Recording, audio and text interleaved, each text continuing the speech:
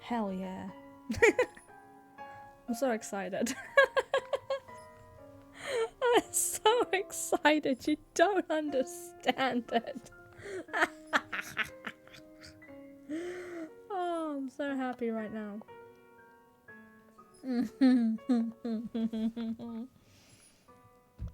Oh my god. I couldn't be any more pleased. I get to terrorize people with this game. And if I'm feeling particularly generous, I am more than happy to offer a palate cleanser. Okay. Need to get our game face on. Need to load where we left off.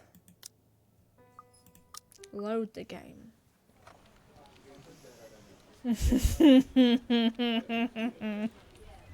I feel particularly evil today and I'm very, very happy with it. So, what happened last time? We found a haunted mansion. We found a letter we gave to 6 people instead of 5. See, we went above and beyond for the ghost. We almost died. Turns out our dad is very sick and we desperately need that bonus more than what we originally thought we would have. But it's fine. Everything is fine because we're going to go speak to Ash at some point and we're going to be talking to him and the professor that's going to help us fix our little ghost problem. So it's going to be just fine. It's going to be fine. Don't question it. Let me take a sip before I start narrating. Ooh. I make it to our office within 20 minutes of leaving my apartment, completely disheveled and out of breath. But you made it to work, and quite frankly, that's the main thing. Which one's my desk? Which one do you think is my desk? I think it's the one... Look on the left-hand side, the one in the middle, the one that says that believe in yourself. The little purple post-it on the wall. I think that was mine. I think that's mine right there. A feat, if I take into account my usual travel time. Routine clamour, commotion in the Briar Realty Corporation's Luxem office greets me as soon as my foot crosses the threshold. Papers rustling, telephones ringing at sardonic intervals, agents talking at varying volumes, staff moving about, and... Where the hell is C? Where are my employees? Who's C? What the actual fuck, guys? Of all the times to disappear without notice. I don't know what you're talking about, bro. I'm right here. And my boss's words turn muffled as someone else closes the door to his office. Likely the work of our HR manager. Throughout the past weeks, he's been in a bad mood over a few employees who have failed to report to work. They just hate working for him, apparently. I hear they're still trying to get a hold of them, but to no avail. The result is half their workload has been shifted to all available staff, so as to not lose clients. I'm sure the staff are loving that. Not that I mind the extra work. If anything, it means I have more to send to my family back home. Exactly! We are here to protect the family and to pay for our father's medication.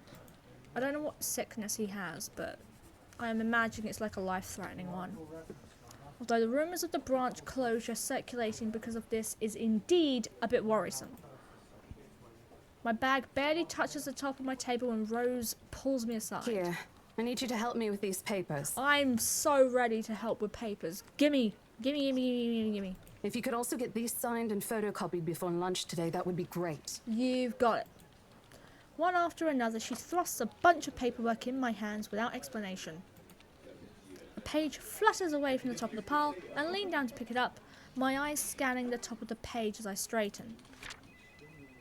Purchase and sale agreement. Rose simply gestures her thumb in the direction of our visitor lounge and when I tilt my head in question. There, seated on the sofa, and looking completely out of place in a humbly decorated room is the same couple from the day before. The Wrights. They bought the house! Yes! That bonus is mine! Dad gets medicine and I can eat fresh bread for a change. Something bubbles up in my throat. Their presence in the office can only mean one thing. They're buying it? We got a deal? We got a fucking deal. We got a deal! She swats at my hand, tugging my sleeve, though her eyes are alight with something akin to joy. She wants the sale to happen as much as I do. Now that it's here, the deal needs to be closed. Oh, we still need to close it. Fuck, documents need to be signed still. But the elation is there, along with a foreboding feeling I can't quite pinpoint. Like, what if they back out? What if they back out last second? I had to do a little damage control, but they're already interested in acquiring the property, even before they attended the open house. It's a slam dunk of a deal. I mean, isn't it obvious? They already hired an interior designer. Factual. I've never seen a buyer as aggressive as Madam Wright. She didn't even try to negotiate a lower rate. Well, she's old money. This is probably pennies to her. One at a time, Rose. I can't process everything you're saying at once. She's like, what do you mean? It's like, what? She can't even handle it. She's like, we got the bonus? Really? They're paying 15% higher than the listing price, as long as we get the paperwork done as soon as possible. They do not care. I Fantastic. think if we allow it, they'll be paying up front, too. Even with that urban legend? I don't think they care. Rich people don't care about anything, especially when it comes to urban legends. Oh, I was so sure we lost the sale after yesterday. No. You guys did wonderfully. Don't look so surprised. We still have to conduct some last few checks before we completely hand it over to them. What checks? Please. I'll happily do the paperwork duty, Rose. I'll even go to the land registry myself and make sure the property changes hands with every single legal blessing. Hell yeah. Don't they have better things to spend money on? No, they do not. I'd haggle it down to the lowest price possible if I were in their place, especially with the stories attached to it. Not that my opinion matters one bit. We're just their agents who are going to receive the hefty commission after all, nothing more. Rose gives me a pat on the shoulder, signaling that she's heading back to them. An unspoken instruction for me to follow after I'm done. Alright, let's get this paperwork done.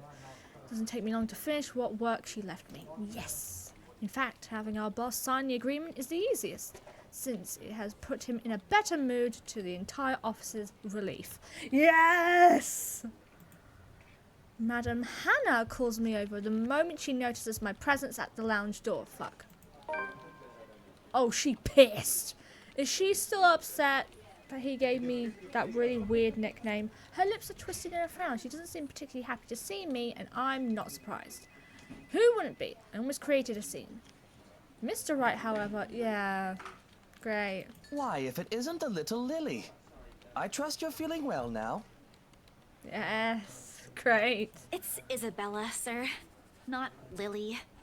I appreciate your concern. I'm feeling better now. Yeah, she is. She's gonna eat fresh bread tonight. I really don't understand why they can't get my name right. It's a fairly common name. It shouldn't be too hard to remember. Regardless, I hand him their copy of the agreement. I believe I can take that. Thank you very much. Oh, she jelly. How elegant she plucked the papers off my hands. It's easy to think that there isn't any trace of irritation in her. But it is there. Radiating in her stiff stance. In the way she's standing at a fair distance from her husband, and how the two look to be ignoring each other. Ooh, they were fighting in the car. Seeing this scene, it soon becomes clear to me that I'm the one who has put her in a bad mood. Did they fight? Most probably. I've seen it happen dozens of times with previous clients. It's a shame, especially with their new mansion. I never did like it when my own mama and papa fight. I hope they'll make up soon. Apparently satisfied with what she's seen, Madam Hannah claps her hands together before extending it to us for a shake. Rose and I release the breath we've been holding, and both of us are more than happy to return the gesture. That settles it then? Yep, that settles it. Are you really sure about this property, ma'am? Isabella! We could easily find you a bigger one among our current listings. Something with a modern touch? Why do you care? You're gonna get the thickest bonus. Something not haunted, perhaps. Oh, good. Honestly, I'm with Rose here. Rose shoots me a warning glance that clearly says, don't make a scene, we're almost there. Of course. Why wouldn't I be? The house is absolutely perfect, isn't it, darling? A helipad would still be a nice addition. Yes, well, we'll get there eventually, love. As I was saying, if your partner had the documents yesterday, we would have bought it right there immediately. Oh, nice. Shame she didn't have it. True. Well, there's still a few necessary documents we need you to sign after, but we'll let you know once we have those finalized. Hell yeah. We'll be handling the process for the rest, so don't worry about it, ma'am. Within a week, I hope. We still have a housewarming party to plan after all. You know how much thought should be put into those things. Nice. Housewarming party. I'm sure the guests will survive. There are servants for that, darling. Love, servants or not, you're going to make people listen to your input nonetheless. No more than a week, ma'am.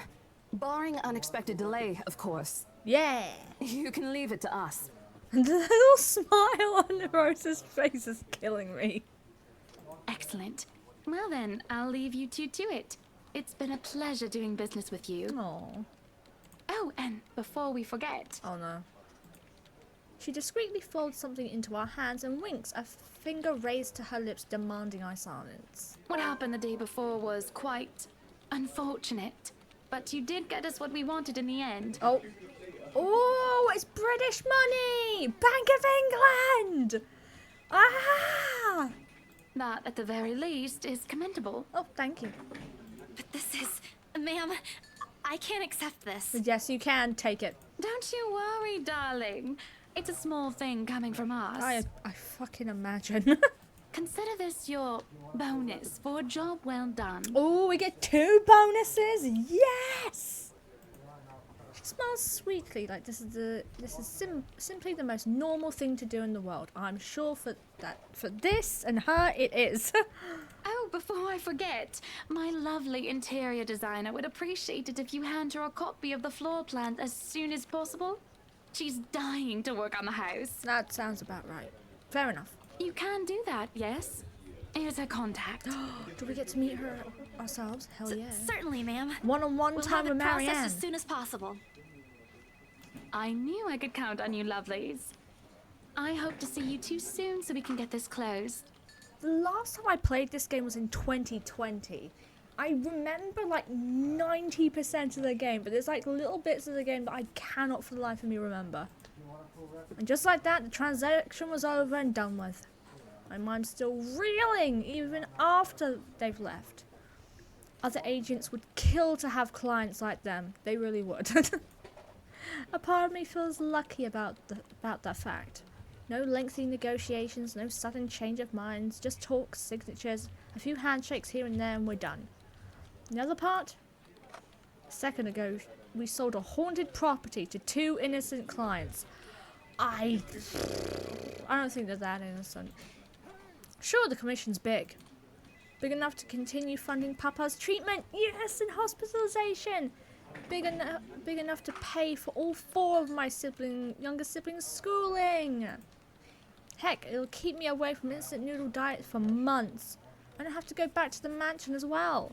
Once the deal has been closed, much to my sanity's relief. But knowing that something's in there, we gave it to the good couple despite that. I don't think they're a good couple. Oh, Isabella, the things you do to sell a house and get money. Papa won't be happy with that. He doesn't need to know. No one's gonna tell him. At least I have good news to tell next time I call home. The little lie I told Mama this morning isn't a lie anymore. Well, there's something. Yeah. Something. So how does it feel? Good. How does what feel? Your first big multi-million-pound sale, silly. I know you've been with us for years, but this has got to be memorable for you. Hell yeah. She'll never forget it, no matter how many therapy sessions that she goes through. Memorable is an understatement, Rose. Come on, show some enthusiasm. They gave us a bonus, too, aside from the commission and the other bonus boss promised. What are you gonna do with it? Honestly, she's probably just gonna she'll most likely give it to her father. Oh no, we still owe our friends a meal, don't we? I don't know. Oh. Send it home, probably? Hey, I was correct. All of it? Yeah. Not everything, of course. Most of it. I'll leave some for my living expenses. Listen here, Isabella. I'll teach you something I should have told you before we ended your training. She slings an arm over my shoulder and leans in close to my ear, as though she's about to share a big secret. It's okay to celebrate from time to time. I don't get it. Aww. It's simple. Go out, do something for yourself.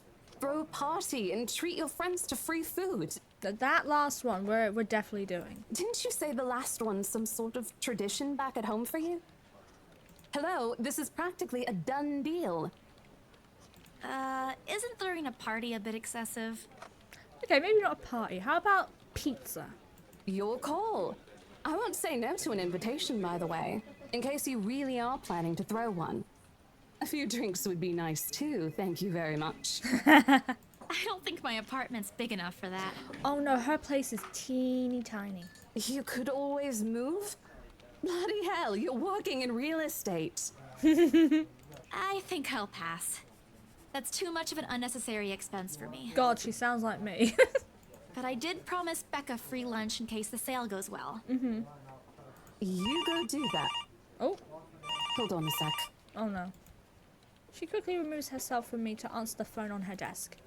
Her tone shifts from playful to professional in a span of a few seconds. Today? Not a problem, ma'am. I could bring you a copy of the contract if... Oh. Must be another client. Nothing surprising there. She's one of BRC's top agents, no matter how modest she appears. A saleswoman through and through. God. I need to learn some extra saleswoman tips. I, on the other hand, I have a very little knack for it. Of course I learned, eventually. I had to. But someone else will, without a doubt, do a better job. They always do. Once, though, in a drunken stupor, Rose told me a story of what could have been. Years ago, wide-eyed, young, and brimming with yet-to-be-fulfilled dreams and ambitions, she was a term or two away from a nursing degree. Out of courtesy, I never pressed on the matter further. But perhaps it's where the sense of fondness started. A small connection due to one similar experience in our respective lives, of goals we both let pass us by because of circumstances we're in. Yeah, if I remember correctly, Isabella likes art, like painting and drawing. I'd be happy to discuss this over tea, ma'am. All right, I'll be there. Thank you. Clarixa! Hello! Guess what? I've got fantastic news. We sold the fucking house. The blonde couple took it. We don't have to eat ramen, instant ramen or noodles anymore. We can have real food. Yes. New client? How you doing, Clarixa? Ooh, new client already? Reassigned. Oh, yes. Couple of the workers have not showed up to work, so all their work is falling on us. Have you heard from Mark at all? No. Not since the first visit to the mansion. Oh, fuck. Oh, okay. I remember now. Malfoy bought it. Yes, he did. Well, Malfoy's wife bought it. She was just like, yep, this is mine now. Thank you. Bye. Why? No news from the HR yet? None at all. Boss thinks he ran away. Why? I'm doing okay. How are you? I'm doing fabulously. I finished the series. The book series that you recommended, I completely finished it. I am going to slowly work on Hades' point of view of the story. Because I read all of Persephone's version, like what she sees through her eyes. I'm moving on to Hades now. I'm halfway. Oh, I can't wait for you to finish it. I doubt it, though.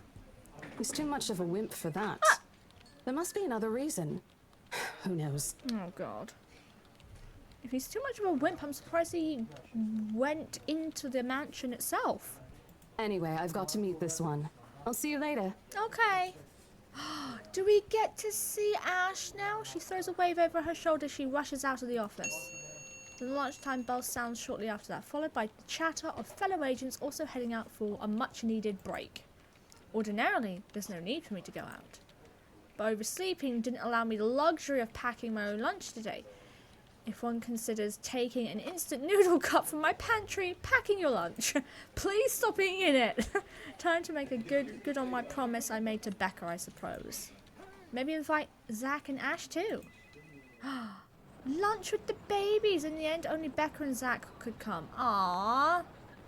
Only half the gang is here. Ash, on the other hand, couldn't be reached. All my calls went straight to his voicemail. How could he? He's at it again. Right here today, gone the next. Oh well, his loss. We have agreed to meet at a nearby cafe, the same one I frequent with Becca because it's cheap and they give away free bread around closing time. Hell yeah. Quaint and little old-fashioned, though looks a wee bit out of place amidst the... I will retry that one more time. Oh, you didn't read it like her? No! I didn't know it was that! I just carried on with hers. I didn't even know it was like her point of view, his point of view, her point of view, his point of view. I didn't know! Because when I was like buying the books, it went in the order of Persephone. That's what I thought. When you told me, I was like, oh, maybe it's like it turns into his point of view eventually. I'm not gonna lie, Clarissa, my brain cells don't work sometimes.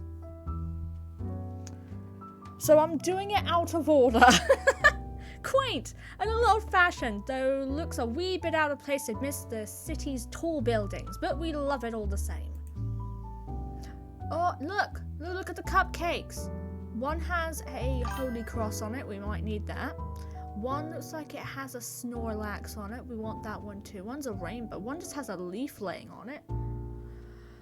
Much like its facade, an interior carries an antiqued charm to it. Oh, what do we want? There's cappuccinos, espressos, lattes, just straight up black coffee.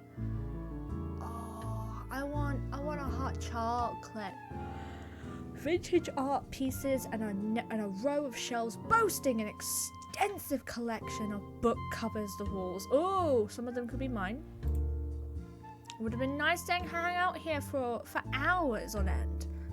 But even on a weekend, the place is still packed with people. Ah yes, the two people.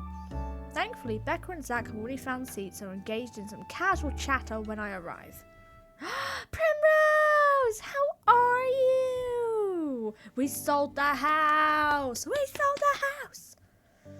I'm so excited. We can eat proper food now. It's strange seeing the two of them without Ash accompanying the other. They've never been particularly close. Sure, they talk when they meet, laugh at the same things when there's something funny, but there's distance, the kind born purely out of differing interests. That or Zach's simply afraid of Becca. Damn! It's not impossible, and I won't blame him if he is. He might be the tallest in our group, but everyone knows that it means nothing against Becca's temper. True. Even I'm a little scared of her. Zach, Becca. Yes! Who wants sandwiches? Who wants cake? You can order any of the cakes you see. All of the cakes you see. I'm paying. Well, you seem to be in a better mood today. What happened? We closed the sale. The haunted house has been sold. I know that smile, Belle. Come on, still. Don't rush me. Let's order food first, okay? The waitress comes by to take our order. On a normal day, me and Becca will order a hearty serving of their special vegetarian stovies. Zach takes anything with a good helping of meat, sausages, or potatoes in it. But today's a good day. Great even. It's not wrong to indulge a little, right, guys? We would like one of every cake, please. Please and thank you. Today's special. For the three of us. Oh. Even the person jotting down her order looks surprised at today's meal choice. She writes it down nonetheless and leaves without a comment. She's like, what the fuck? Excuse me? Becca furrows her eyebrows, her mouth halfway open, ready to let loose what's likely a string of reprimands. Don't worry. It's my treat. The glare she sends my way reminds me of the one I received from Mama when I punched a kid bullying my younger brother 18 years ago. I'm so proud of you, Isabella. Naturally, I never did it again after she made me apologize the next day. What?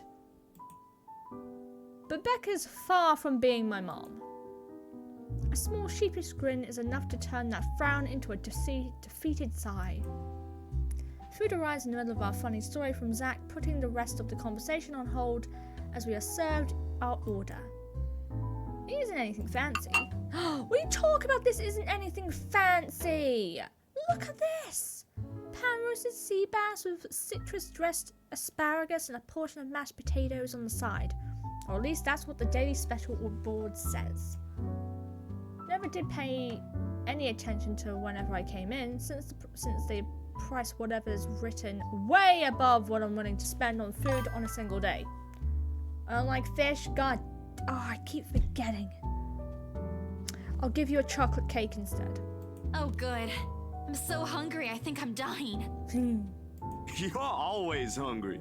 It's true. Hey, not all the time. Let me guess. You skipped breakfast again. Listen, I woke up late. Not on purpose. I may have overslept by a few seconds today. Like an hour or two. Right then. Stop stalling, Isabella. What's this about? Don't be all angry and moody. Let us say it, Rebecca. She wouldn't be inviting us out if it wasn't worth hearing out. Yeah. Well, we're waiting. I'm treating you guys to a once-in-a-century thing. An expectant grin breaks out on my face. Except I eat sushi. Just salmon. Just salmon. Oh, salmon sushi for the table, please. I'm sorry, say that again. And this is important because... Guys, come on, let her finish. Becca only raises an eyebrow at me, while Zach appears like he didn't get the punchline to another lame joke Ash made, and is desperately searching for someone to explain it. Ash is not here, so we should say, no, that's mean. My instant noodle days are now over. Okay, let me do that again. Guess what, guys? I'm paying! I sold the house! As the news sinks in, the expression goes from sheer bewilderment to utter surprise. We did it, guys! That's more like it. You heard me right, ladies and gentlemen. As of today, I, Maria Isabella Grace Cruz Santos, am free from my instant noodle binge. That explains why her mom calls her Grace. Understood now. Seriously? Yes! Hold it, Belle. You sold the house? Okay, you don't have to sound that surprised. Yep. Which house is this? In Aslam Village? The one with the open house yesterday? Yeah, the only house I'm selling at the moment. Yes, that one. The one and only. Come on, Becca. I know you've got a better memory than that. Oh, wow. That's... She lets out a hum. Although she's nodding, she gives an impression of someone who has heard something unbelievable and is still forcing her brain to absorb it. Did she think we wouldn't be able to sell it? Well, a lot of people haven't bought it. Have some faith in me, Becca. Am I not your best friend or what? You don't believe me? Ooh, the words tumble out my mouth before I could stop them. I've been trying to avoid bringing up yesterday's little spat, and judging from the looks on their faces, it seems they are too. Me and my stupid mouth. I'm sure it ain't the way you're thinking, Bella. No, I do believe you. But don't you think the sale happened a bit too fast? Who The cares? open house only started yesterday. Who and now you cares? already have a buyer? They're rich. They don't care. It happens from time to time. True. Yeah, but What do you think is going to happen? They want a refund? Absolutely not. look, I'm happy for you. Just yesterday, you've been really worried where to get money for your dad's new treatment. And now, all of a sudden, you have something. Yeah. I don't see what the problem is. What if the sale doesn't push through, or I don't know, they're a fraud, or they suddenly back out? Oh, they're not allowed to now. They signed the paperwork. Isn't it a little too early to celebrate? Oh, let her have some fun. Just let her have one little bit of fun. Rebecca does have a point, Bella. If you haven't closed the deal yet, there's still a chance they'll go back on it. Not the way Hannah's been acting. She's already got an interior designer. They don't seem like it to me. The lady appeared to really want it, and she approached me without even finishing the tour. Pressured me into it, more like.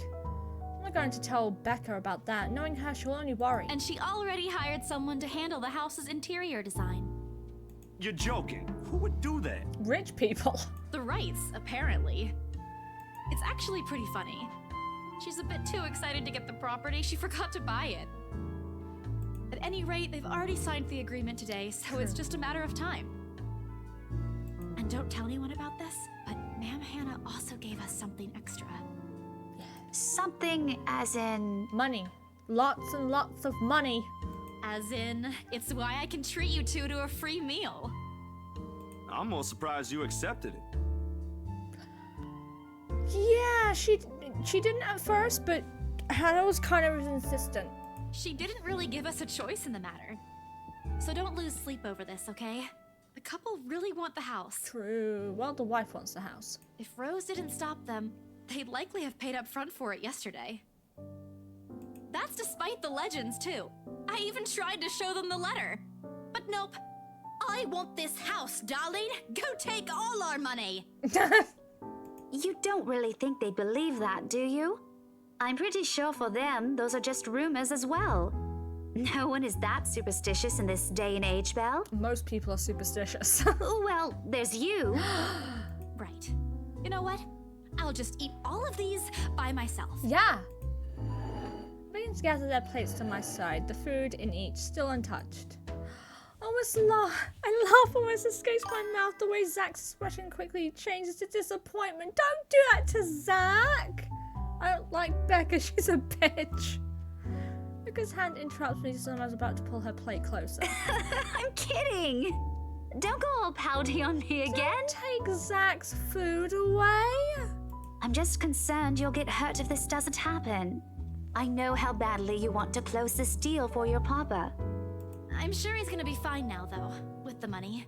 Aww. They don't know yet. I think I'll call them tomorrow. Let them know things will be easier. Hell yeah. Mama said this morning he's showing progress with the new treatment, too. Yes. It's just a matter of time. Hell yeah. Keep that faith going. I allow myself to smile, genuine and uninhibited. Oh. It's strange talking about this with other people, even those who have known you long enough. Aw.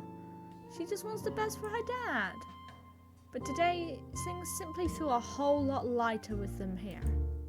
Lunch passes in an enjoyable fashion. A laugh here, a playful jab there, but most of it is spent on catching up and telling stories about whatever's keeping us busy these days. Something we couldn't afford to do the day before, taking into account what happened. Even Becca's surprisingly chatty. Is there something in the sea bass we ate? Alcohol, probably. Zach, though, appears less energetic. Well, he's far from being the life of the party. He's definitely not the type to keep quiet in a conversation with his friends. Apart from a few inputs, he's been silent the entire time. If Becca notices... Are you sure you're not feeling under the weather, Zachary? Oh, she did notice. Huh? No, I'm okay. Aww. No worries, Rebecca. He's got a lot on his mind. Doesn't sound okay to me. It's okay. I might be feeling a little bummed out today, but I'm sure this will pass. Is it about the reviews this morning? Oh, yeah, last night was his film debut. A pained expression crosses... Oh, no! Pained expression crosses Zach's face, and almost immediately, Becca retreats in her inquiry as though the man's look is enough for an answer for her. I look between the two of them. Did I miss something? What happened this morning? Did I stumble on a big secret? This is why I don't like waking up late. You heard about those, huh? Were they bad?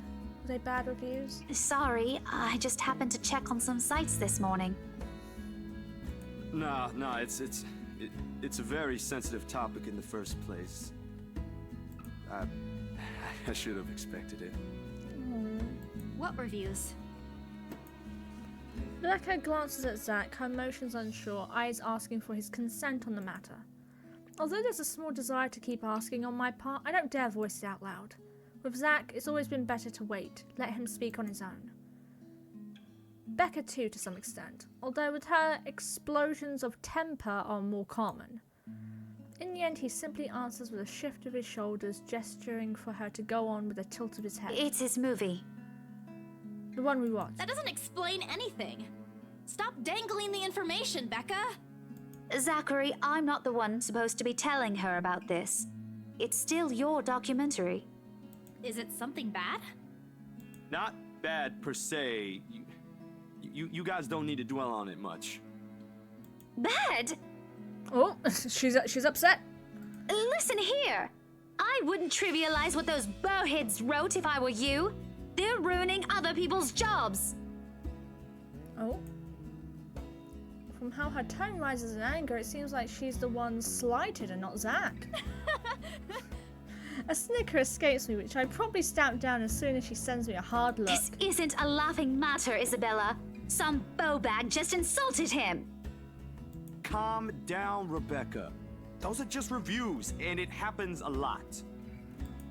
I do not ken about you two, but calling the entire film an out-and-out drivel, you're better off watching an educational kids' TV show, and worst 1.5 hour of my life, among other things, isn't exactly a critique any decent movie reviewer would say. Oh, she's part Scottish! Hey! So we have British, we have Irish, we have Scottish, we definitely have Australian. And I have no idea. I don't know. We have Filipino, that's Isabella. I don't know about... No, Ash is Asian. He is, because he said it in his ringtone. If you could call that a critique, did we even watch the same film? Oh. Well, maybe I ain't cut out for it. Better stick with my photography or something. If nothing else, this helped me open my eyes to what I can and can't do. Oh, baby, no. You're giving up. It wasn't a question. It was just something experimental I did on my free time anyway. It's no big deal. But you worked on it for months. Doesn't look like it matters for those people. Don't say that! Whoa. Whoa. Whoa. Who fucking talk to her friends like this?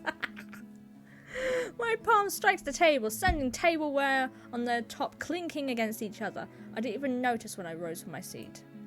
But here I am, chest heaving, looking down at him in the same manner a teacher would an unruly student. Zach, do not give up on your dreams. Becca's probably proud. She is. Look at that smile. I didn't even mean to yell, but there are some things people like Zach aren't supposed to say. How exasperating. He, of all people, should know. It's just a review. Yeah, who gives a fuck? Except they're pretty well-known critics. I mean, doesn't mean that they're right about this. Why does that matter? They aren't the ones calling the shots on this. Yeah. Isn't that why they have a committee? True. Right, Becca? An amused gleam in her eyes. Is in her eyes when I turn to her. What does she find so entertaining here? Help me here. Your friend's about to quit his passion for a petty reason. I haven't read what those people wrote about his work, but a few scathing words should be enough to discourage anyone. I should know, after all. I'm... Failing means you're playing, Zach. Exactly. Not that I'm saying it's bad. I've seen it from start to finish, and I know for myself what you created isn't something people should scoff at. True. It's sweater weather. I don't know anything about filming or photography. Hell, I don't have an inkling of artistry in me except for those doodles I make for class. But I know what I watched. It was good. Look at Isabella. It's not every day you see her all riled up like this. Whatever I'm about to say gets lost in my tongue as a flush of embarrassment blooms across my face. It was a heat of the moment thing. And anyway, I'll be very angry with you if you quit. Yeah. What about the exhibit? What exhibit? Yeah, what exhibit? Classified information. Oh. Even if I bring you your favorite tonight? What's my favorite? Nope, not a chance. Fuck. Oh, come on! I thought we aren't supposed to have secrets. A burst of laughter comes from Zach. Thanks, you two. Secrets. No one's gonna know. No one's gonna know about the exhibit. Not even me, because I've already forgotten about what it was. I might need some time alone to myself for a while. Just to think about things, how I'll go from here, that sort of stuff. Completely understandable. I mean, if the first, film I ever made had a bunch of really nasty negative reviews, it would definitely knock my confidence too. Hey, I'm not quitting, Bella. Don't give me that face. There's no face at all, only a poor imitation of puppy dog eyes, if you could call this one. Promise? Yeah, promise? I'll be damned if I break any promise I make to you guys. Fuck yeah, Zach. That's all Besides, boy. you're right. It's too early to say anything right now. What's night ain't for another week? Yeah. Yeah. Awards night. Oh, we might get an award for his film. Yes! That's all the answer I need from him. As sentimental as it sounds, there's fulfillment in knowing another person you know won't take the same path you've walked. Yeah, Isabella gave up on her dreams. It's not like it's over for me though. I still have time. I can still come back. Hell yeah, you could. I do my own thing and do what I really want to do. Surely once Papa recovers, once I'm done with everything, inside my bag my phone buzzes unexpectedly, breaking the pleasant afternoon lull. Where's Rose? Hey, Isabel. You at the office? Yeah, definitely. Ha ha. Very funny, Rose. I'm hanging up. Don't, I'm kidding. BRC says the floor plan copies are ready for Miss McCullough to pick up. Ooh, nice. She can start working on making the place look pretty. She states that as if it already explains everything. Then out of the blue she launches a long rant about the awful state of Luxbourne streets. All of which she says in a single breath that I can barely keep up with or make out a single word. BRB, you do you! I stay quiet, if only to avoid becoming the next object of her frustration. It's similar to Becca in that regard. I'm stuck in horrendous traffic right now. Bloody stupid drivers. Yeah, stupid drivers. When she has finally run out of things to complain about and stops, she says next still has none of what... she says next still has none of what I'm hoping to hear from her. Just a quick mumbled plea for me to meet the right interior... Oh, you want me to bring the papers? Anyway, I'll leave it to you. Bye. Thanks. Oh, bye. Classic Rose. She ends the call without even asking for my input. Oh well, lunch is over. The sky is cloudless and the noontime sun is beating down on the hard concrete when we leave the cafe. It was a good meal. It was far from unbearable. but it is enough to put most people in a fickle mood or make them vulnerable to catching something. No wonder we have staff members going AWOL lately, not to mention my boss's mercurial moods. I can't believe I'm saying this, but I want our usual cloudy weather back.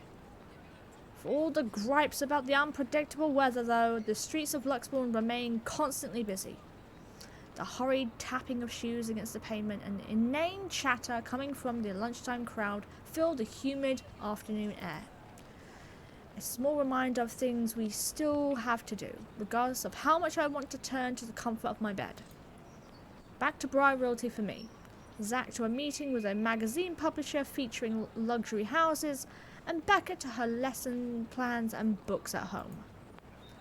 But more than once, I catch her sneaking a longing glance over something displayed on the shop window. Did she want to buy something? Maybe I can get it for her for Christmas. Maybe. I turn my head at the last shop she checked out. A fleeting glimpse. The world stills. What? Oh.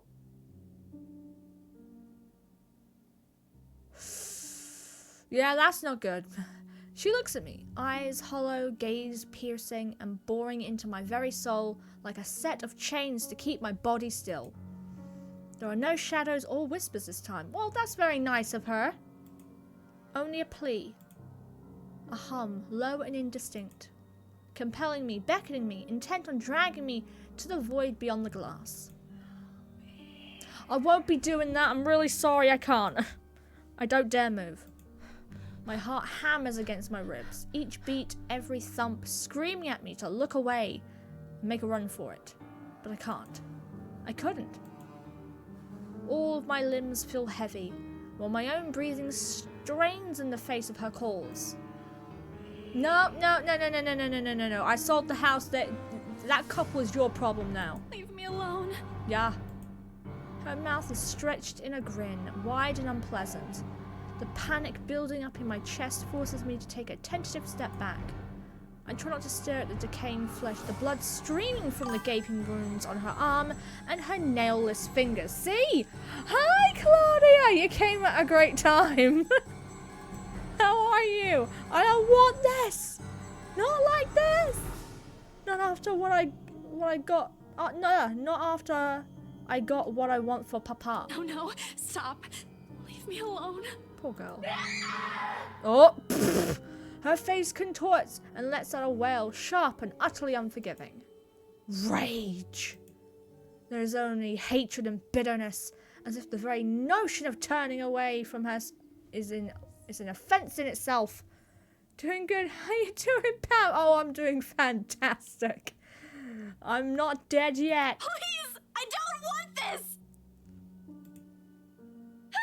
Before I know it, I'm suddenly backwards. My own throat hoarse from screams I didn't even notice already coming out of my mouth. The back of my feet catches on a loose stone, sending me sprawling on the ground. The resulting pain completely jolts me out of the haze, blurring my mind. And we did it right in front of our friends. Fantastic! For a little while, my surroundings appear unfamiliar until Becca's face swims into my vision. A look of concern on her face, and her hands are gripping my arms tight. Even Zach appears beside himself with worry while he stands beside her, acting as a shield against a small crowd of onlookers already forming around us. What happened? Bella, you okay? Aww. My mouth opens and closes, but nothing comes out. The words refuse to form. Even if you tell them, they're not going to believe you. On impulse, I sneak a swift glance at the display window. She's gone. Yet the foreboding feeling hasn't left me. My hands are shaking as I push myself off the ground. My weakened limbs relying solely on reflex and muscle memory. Something icy has made its home in the pit of my stomach. I want to throw up. Anything to get that wretched sensation out. No, we can't. We just had a very nice meal, okay? That was expensive. You were screaming. Zach, call someone. Who? No, don't. I'm good. I'm good. No, actually, call someone. Not a doctor, just someone. I need I need to get to the office. Rose, the floor plans. Someone's going to pick it up. Yeah, I'll see you later. we need to go to work. I know that freaks you guys out, but I still have money to make. Careful. Don't stand up yet. Stay put, Isabella. No. Zach, you watch over her for me. Damn it. I'll call for someone. Anyone. Doesn't matter. Doesn't even have to be a doctor. I attempt to smile to put her at ease, but it's likely coming off as a grimace. Gently, I pushed my hands off my I pushed her hands off my shoulders. Get off me! My knees are still trembling, but I can stand. Leave. Leave me. Stay away! Away! The humidity is stifling, everyone's stares are unnerving, and Becca and Zach's concerns are suffocating. I don't want to be here. No more. I break into a run. Run, guys! Oh, yeah. Yeah, this is good. Us alone, right? Completely alone. Wish I hadn't left my bed this morning. We still haven't cleaned our room. Still? Call someone. Okay, Cole's Bakery. Can I have 3 chocolate chip cookies, 2 buns, and 5... Exactly. Don't know who. Just call someone, okay? Oh shit. I clicked the wrong button. Here, the only occasional drips of water on the sink and the whirring of the fan blades. I can't believe we kept the fan on. Keep me company. It's easy to fall into a cycle of negative thinking. But even with the clutter to keep me company, the room still feels a lot bigger than usual. We need to clean the room. I hug my knees closer as a group passes by outside. Loud. So loud. If only there was a way to tune everything out, to keep my head from replaying every image and every sound of her. Her screams, her awkward gait as she reaches for me, her bone-chilling smile, her pleas for... Enough! That's enough! A shiver passes over me. It's not from the hair still hanging damp against my back, nor the draft that enters the room from the windows I've left open. Oh god. She's gonna crawl through that window, guaranteed. My gaze shifts over to the letter sitting on the coffee table. Its edges flutter incorously. I don't know how I even said that word. As the wind touches it. How the fuck do I still have that? Funny how an ordinary looking piece of paper can bring this much trouble. The impulse to throw it away or rip it to pieces is still there. I can easily do it, but after that, what? Yeah, why don't we just destroy the letter? It can't curse anyone if we destroy it. Surely we have like a lighter, a candle. Worst case scenario, we can like drown it in water. Will she leave me? And what about those people who have already seen it? Will they be okay? This uncertainty gnaws at me. Knowing that she's real might also go after the people I care about. I just wish someone would listen. Believe me! The abrupt break in the silence nearly makes me jump out of my skin. Someone calling me this late at night? How dare they? Blindly, I fish out my phone from under the mess of papers and cushions where I've carelessly thrown it before taking a shower hours before. Well, at least we took a shower. It's Ash! Ash's name flashes brightly on the screen. Is he calling because of this afternoon? Thank you so much for spamming my inbox, scaredy cat. Like you didn't enjoy every single message. Hey, Ash. Oh. What's wrong? Oh. I just had a long day. The couple who bought the house wanted us to finish processing the papers within the week. It's a little hectic, but we'll manage. Oh.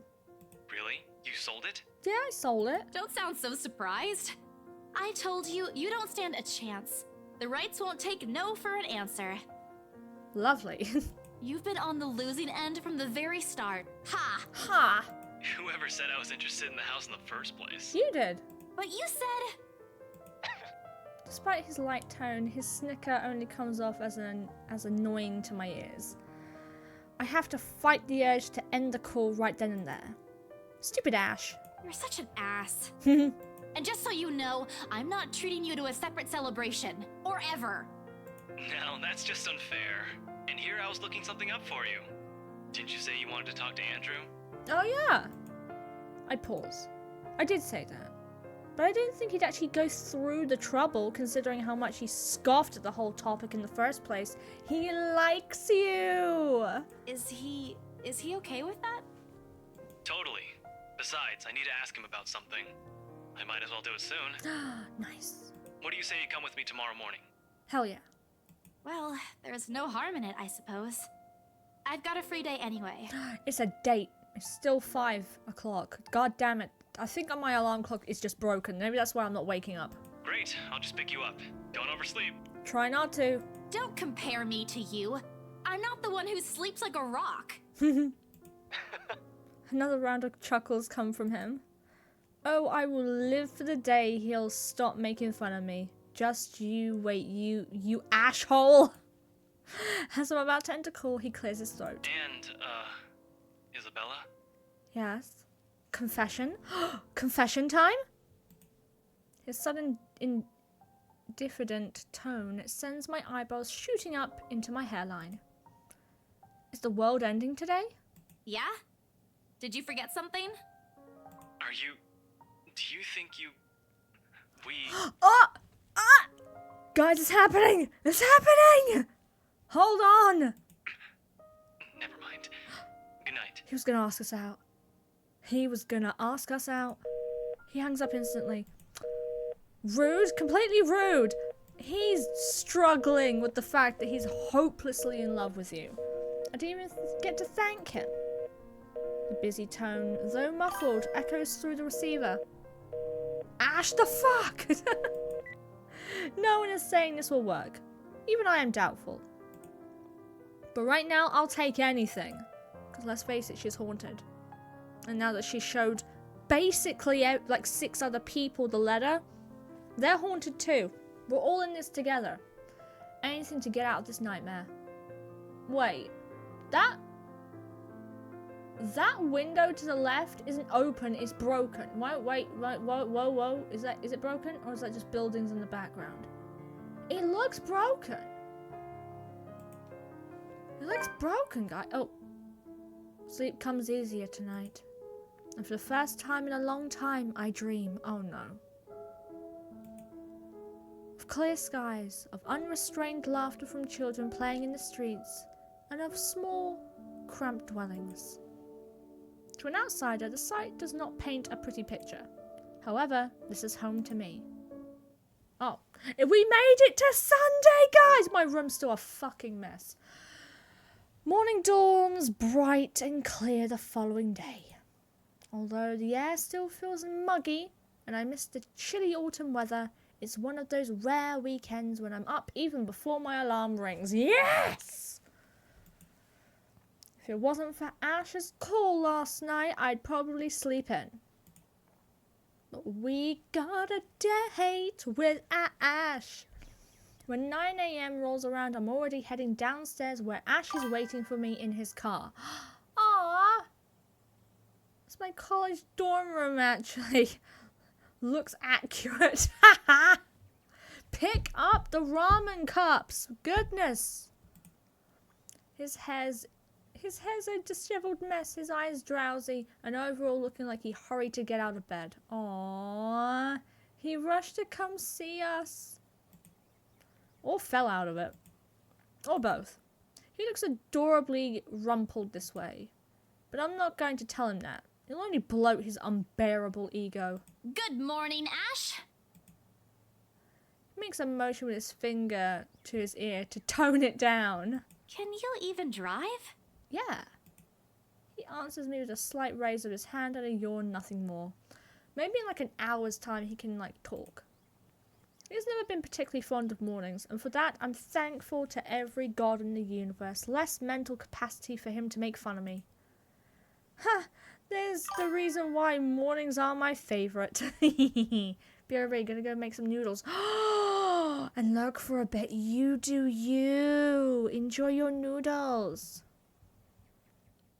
It didn't take long for us to reach our destination, the small cafe situated in Luxbourne's busiest street, the same one I'd visited with Becca for its cheap food. I've never gone there on a Sunday, and it's striking how different it appears without the usual weekday and Saturday rush. The atmosphere especially reminds me of something we also have back home, near the university I used to attend. I wonder what happened to it. It was being renovated before I left, so I never got to got to visit one last time. The place has always had a calming effect on me. But today, despite standing in a place similar to it, my anxiety easily washes over me as soon as I step out of the car. I'm quite used to dealing with people I've never met before, thanks to my work, but still, I don't know him. Despite the fact both Ash and Becca have vouched for him, what will he think of me and my story? What if he thinks I'm crazy?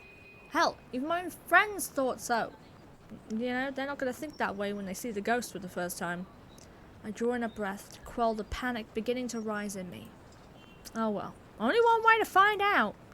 A few hesitant steps forward when Ash is suddenly pulling me back by my elbow. Hold on, scaredy cat, not too fast. Aye, he speaks. Without warning, he flicks my forehead hard. Ow! That hurts! What was that for? He's already walking away when I look up. I catch up to him. I hurry to catch up to him, puzzled. I really don't understand this guy. At least explain why you're flicking other people's foreheads all of a sudden. So rude. Get yourself together, will you? He's not going to bite. Oh, this is to make her not nervous. He's very accommodating, too. Oh. I wasn't scared of him or anything. Oh. You don't look like it. Didn't sound like you were okay last night either. Oh, he's worried.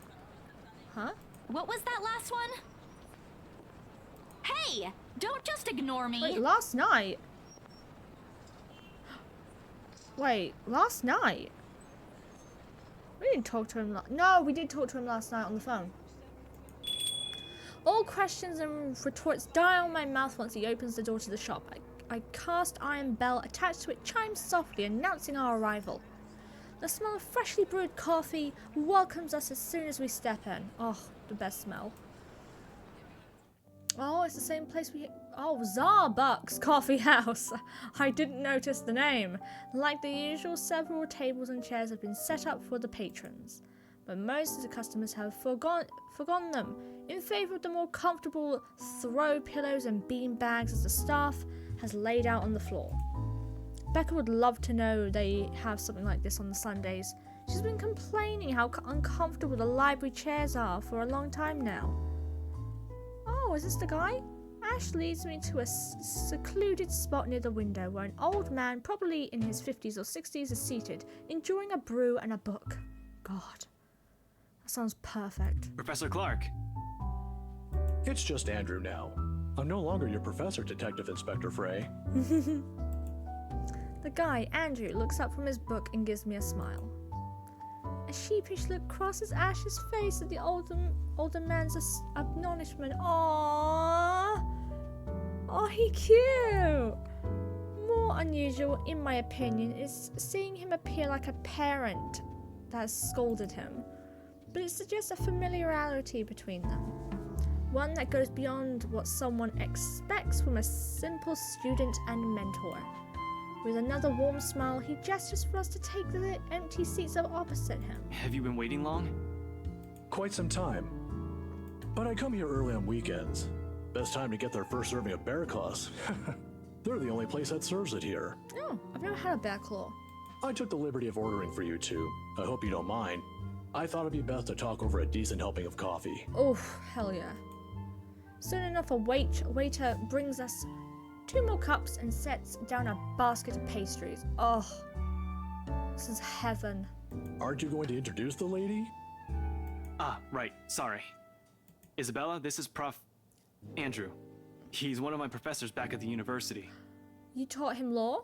Like, detecting and such? Andrew, this is Isabella Santos. Santos. Portuguese? Spanish? Brazilian? Mexican? Filipina, actually. It's a pleasure to meet you, Professor. Ah, your name carries a lot of history, Miss Santos.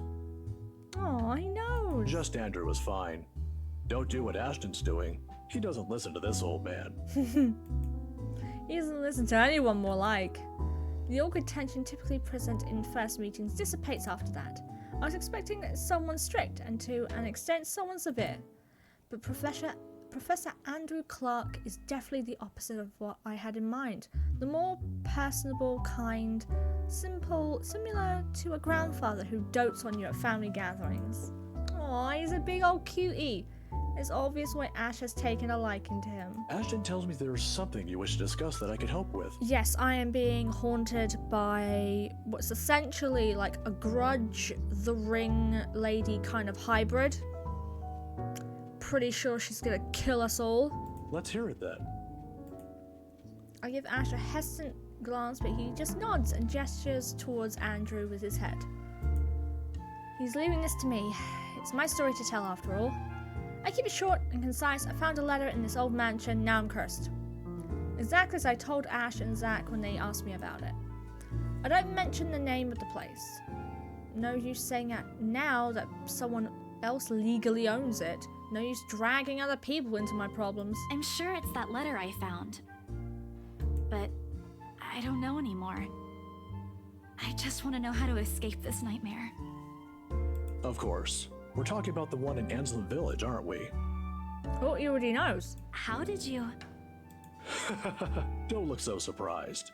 There's only one place popular enough here if we're going to talk about hauntings. Nice. He basically knows everything then. I once had a colleague who wrote about it and the urban legends surrounding the place. Years worth of study, but fascinating. It's a shame he passed away at such a young age. He would have done a much better job at explaining topics like this one compared to me. Oh god, did the house kill him? Ashton here might disagree, but it's an interesting topic in sociology, if you care to have an open mind. Studying the science and theory behind it is completely different from outright believing in it. You don't believe in those stories, sir? Now, this isn't a question of belief. All I'm saying is things like these speak a lot about a place's culture and history. True. And it's not just limited to ghosts. Monsters, gods, you name it. Even you, Miss Santos. What about me? How you respond to these stories. It tells a lot about you and your upbringing, in the same way it tells me why our detective inspector here finds such topics absurd. Interesting, isn't it? Yeah, I guess it is kind of interesting. My head is starting to spin from all of this. I'm not the smartest person around, but I understand what he's trying to get at. I think. It's still too much to take in all at once. Giggity. I look to Ash for help, but his eyebrows are drawn in a frown. If he keeps staring like that at his cup, I'm pretty sure it'll crack soon. There's still something you're not telling. Oh, damn your detective instincts. Didn't I tell you everything the other day? Yeah, but you mentioned the rights, then you proceeded to drop the topic right after. What's with that? They don't have anything to do with this. Rights. Luke and Hannah, right? Oh, you know them? Yeah, they're the ones who got the place. Wait. How did he... No, we probably told him over the phone, right? I'm not surprised. They're the kind who gets what they want once they set their eyes on it. Oh, that was not... That held a little bit of the story, didn't it? From what I've heard, word gets around. Oh, you know more about them than I do. Aw, heavy sigh escapes his lips. Popular or not, they're just my clients, albeit a little pushy. But just clients, end of story. I know you're trying to help. Shut up, Ash. No, I know you're trying to help. Again, what is it again that Becca does when dealing with a particularly difficult child? Oh no! We're gonna difficult child him? The pesky, annoying kind. I wish I could remember. I could certainly use the same trick right now. Ashton, look here. I know you're trying to help, but the deal's almost already closed. The papers are being prepared. Once it's done, it's over. I'm just their agent. And when is that happening? When what? Is there even a purpose to this line of questioning? Your working relationship with them. When's it going to end? About a week from now. It depends on how long the approval process would take, but they wanted us to rush it. Yeah. Really? You're absolutely sure about that? Yes. Yes, really. Unless they want to buy a house again and want me and Rose to be their agent. If yes, then I don't see a problem with it. I'm back! We're on a date with Ash! Well, it's not really a date, but I'm gonna pretend it's a date. Now stop annoying me about it. Yeah! Don't accept it. What? Why? It's my job. Yeah! Oh lord.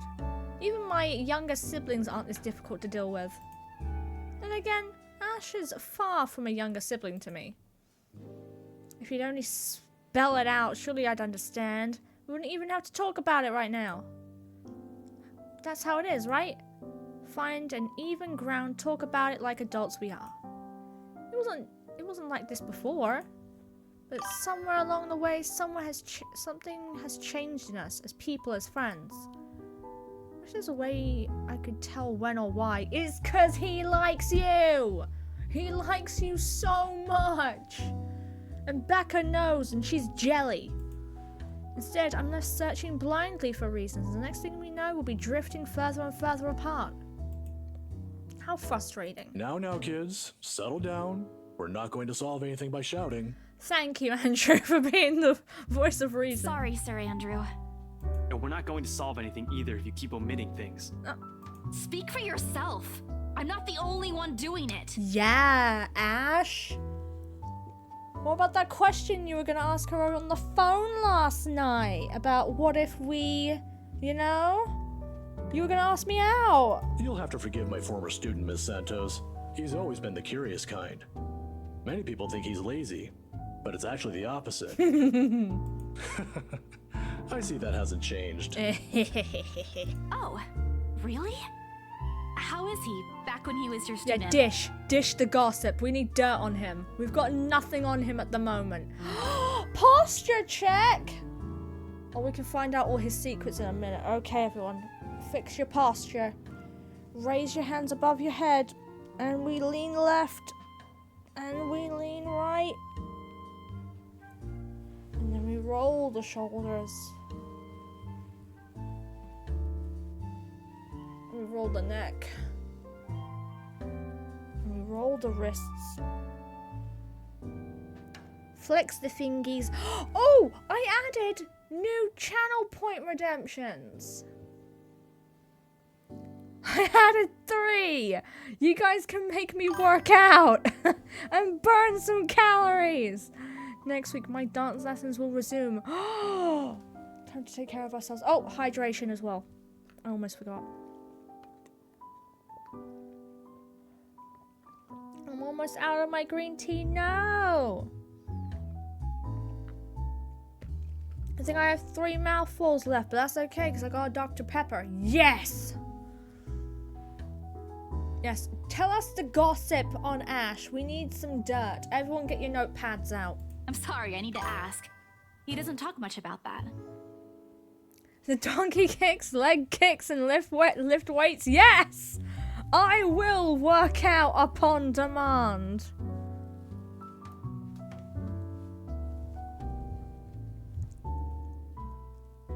What? Look at the spill the tea emote. That's so cute. And there's a reason why. Please don't. Oh, you know we need to know now. Well, we know we need to know. Come on, give us the goss.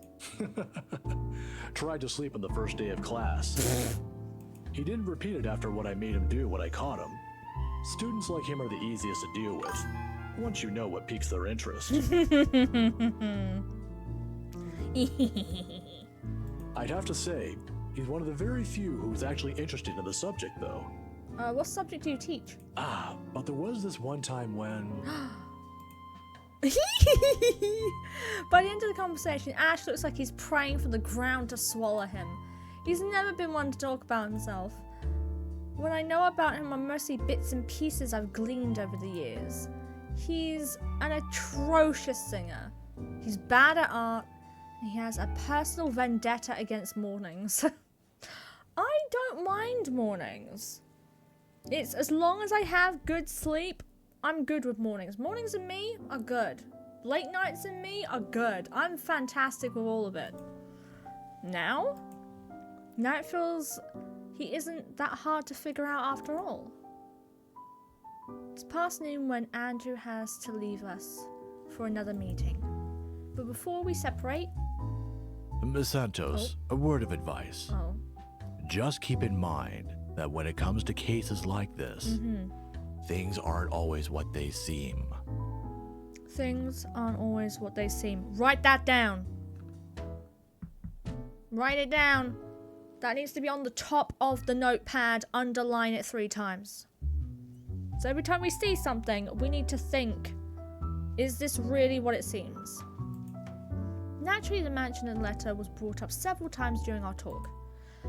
And though Ash is right in that Andrew offers a different perspective, he has left me with more questions than answers instead. What is she? What does she want from me? Is she ever going to leave? Okay, so at first glance, it seems like an incredibly evil entity. And she keeps asking for help. And she keeps trying to kill me. So, how am I supposed to help her if she's trying to kill me? Is she ever gonna leave? They all continue to bug me after we've left the coffee shop. I don't even notice when Ash takes a different turn on our way back. Where are we going? You can drop me off at the park. Guess. You have 3 chances. Or what? I'm serious, Ash. Where are we going? Okay, everyone guess, where are we going? He doesn't answer, but shortly he stops his car in front of a small, nondescript food store a little ways away from the movie house. If I was paying closer attention, I would have missed it without a doubt. He motions for me to wait as he gets off the car and walks in its direction. Sheesh, if you want to buy something, just wait. No need to make yourself look mysterious. It makes you look more like a dork than cool. He's trying, okay? Let him try and impress you. Wish someone would impress me. The wait isn't long, however. Soon he's walking back holding 2 fish-shaped cones in his hands. Ice cream? Parfait? A cross of the 2? By the time he's back in the car, I've given up any effort to figure out what he bought. Not that it looks bad. It actually looks quite cute. Here, take it. Oh, he bought us something. I have to move my head back a little when he thrusts it at me to avoid the ice cream and the fruit toppings from ending up on my nose. What's this for? Oh, that looks delicious! Guys! Who wants the fish ice cream? My arm's getting tired. 5, 4, No, 3, no, don't 2. drop it! With a wary glance, I take it off his hands. I still don't understand why there's a need for ice cream today. Why are you questioning this? Nevertheless, I take a small bite. It's actually pretty good. It looks banging. It looks gorgeous. It must have shown in my face because he chuckles as soon as I take another bite. Saw the place open the other day when we watched Zach's movie. Thought I should give it a try. And then you thought of me. He thought of me, guys. It doesn't seem like a bad place to get food from time to time.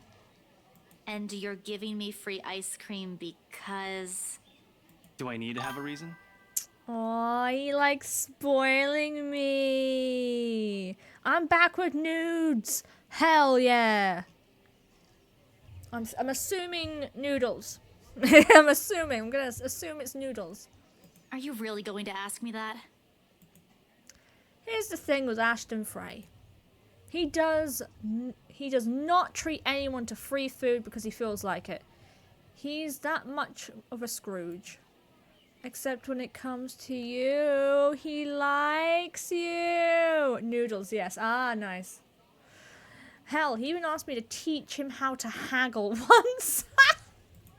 Haggle! Of all the people who'd asked me that. I'd expected such a request from Becca, but Ash, not at all. If I'm going to be honest, he looks a bit constipated with that expression on his face right now. I think he's starting to regret ever buying this. The other day? The movie with Zach and Rebecca? Rebecca's there, yeah, I think so. Yeah. What?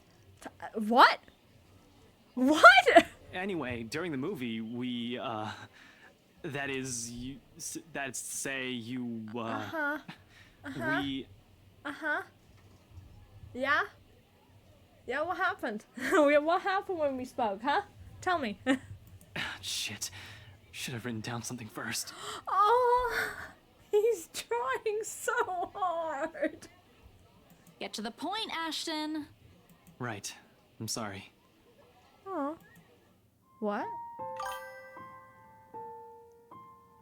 Oh, he's so deep in love with her. He's waist deep.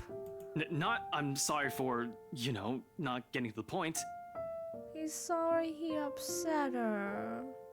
I'm sorry for the other day. I got carried away. I said things that upset you. I shouldn't have done that. I'm sorry. Oh, okay. Okay? That's all? That's all you're going to say? You're not still angry, are you? No. You didn't have to buy me anything. A simple sorry would have been enough. Oh, guys.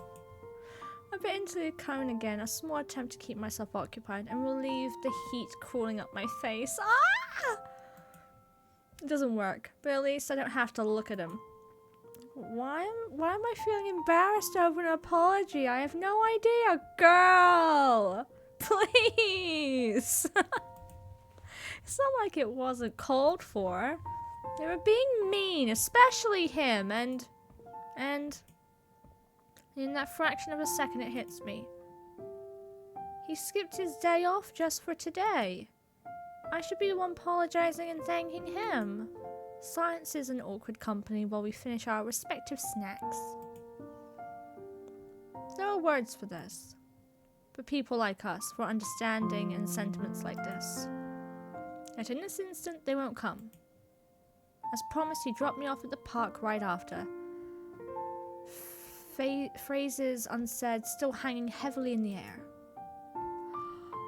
Oh my god, this is fucking cute. In this weather, the city park gives off a lazier, more languid... Languid? Yeah, I'm gonna stick with languid vibe than usual. Where children are usually seen running around playing, there are now people lying, leaning back on their picnic blankets, simply enjoying this afternoon sun.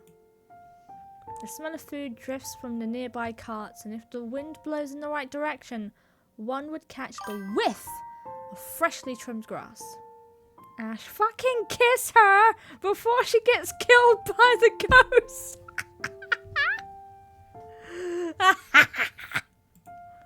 Maybe I should try walking home today. This is what makes the stakes so high. You want our characters to live so badly. To try and find the words somehow. I haven't done that in a while. Thanks, Ash, for today. Oh. Zombie! Dropping this off. I'm feeling sick. No! Hope you have a good day. Love you. I love you too.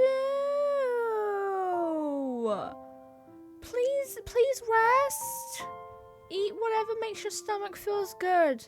And please go sleep. We love you. I have a question, girls. Oh, Claudia, my mom said I'm crazy for liking root beer. Am I? Says it tastes like medicine. Can I remember what root beer tastes like? I don't think it tastes like medicine. I think it's quite similar to Dr. Pepper. No, you're not insane. I don't think you're crazy for that at all. Honestly, I've never had root beer. I recommend having it at least once. At least once. You gotta do it.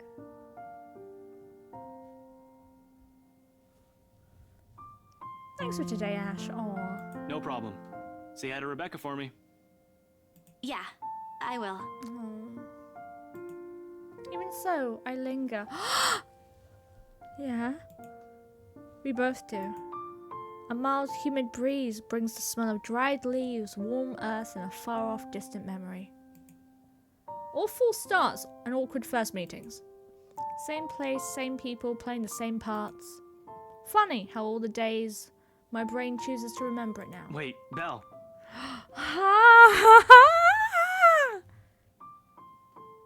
I'm reassured now. Hell yeah. Ash exits his car. His strides are unsteady when he approaches me. Or maybe this is his uncertainty showing. I'm not quite sure. He has never looked uncertain to me before. Always calm. Always sure. Always collected. He stops a short distance from me. Close enough that he's within arm reach, but just far enough for his voice to be heard over a decent small talk. If this is what it's going to be. Go on. Say it. You're in love with me? Desperately in love with me? He fumbles for something in his pockets. Here, catch. What? He got us a gift. A small bag lands cleanly on my outstretched hands before it hits the ground. I raise an eyebrow at him and he responds by shrugging and stuffing both hands back in his pockets. He got us a gift. So much aside, he finds an interesting spot to look at. He gave us like a protection charm. Sometimes you have to wait, Papa said long ago. For once, this time, I listen. His voice is halting, hesitant, and when he finds it again... My mom used to make me carry around one of those when I was young. To ward off evil and bring you luck, she said. I don't believe in this kind of thing now. But if it makes you feel safe, since you're a total scaredy cat, then I guess it's okay to give you one. Yeah? Not so? Perhaps at the moment there aren't any words for it. I've never been good with those. Oh, what? Okay, I need to save. I don't want to fuck this up. Let me save again just to make a good measure. Oh, what do I go with?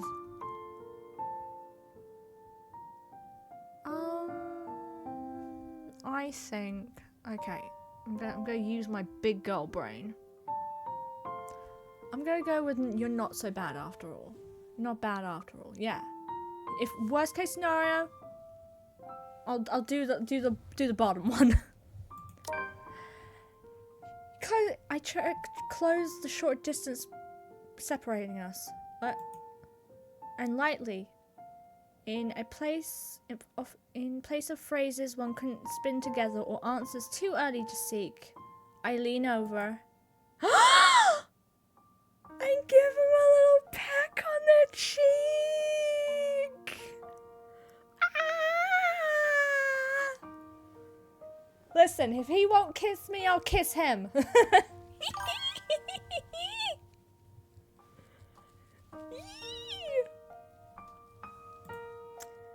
The touch is short and fleeting. The kind that speaks volumes of boundaries we don't often cross as friends. Look at his face. It's the I just won the lottery face. Nevertheless, the thought is there. It lingers. In the gentle autumn wind that passes in the empty space separating us when I step back and look up at him with a smile. It's easy to express gratefulness this way, isn't it? Yeah! Yeah, gratefulness. Nothing else. At least with my own family that's the case. For the two of us, I'm not quite sure. Did he understand? Oh, he understood. Oh, he understood all right. After all, gratitude is considerably harder to put into words. When you spent the latter half of your friendship teetering between good-natured jests and ruffling each other's feathers. That's because he likes you so much. He can't help but tease you all the time just to get your attention. Seconds pass before he clears his throat. His face has gone remarkably red, whether from the heat or from something else. I can't quite tell. She's so blind. But he understands. I know he does. Because the smile on him when he finally meets my eyes is the gentlest I've ever seen him show. I, gotta go. Got some reports I forgot to file the other day. Yeah, you go. And think about this. Every second you're away from me. Yeah, see you around. Thanks for the ice cream and the charm. Don't lose it. We won't find one here again if you do. I won't.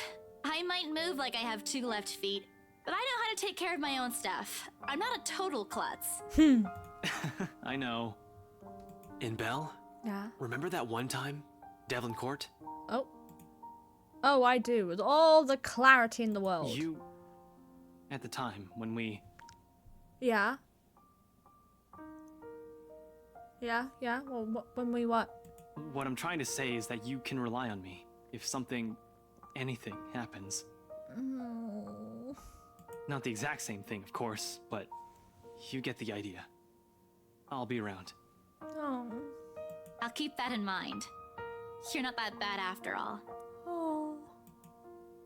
Before leaving, he waves at me one last time. Next time we talk, we'll be back to where we are. Because at the end of the day, that's how things have always moved between us. What we're familiar with, what we're comfortable with.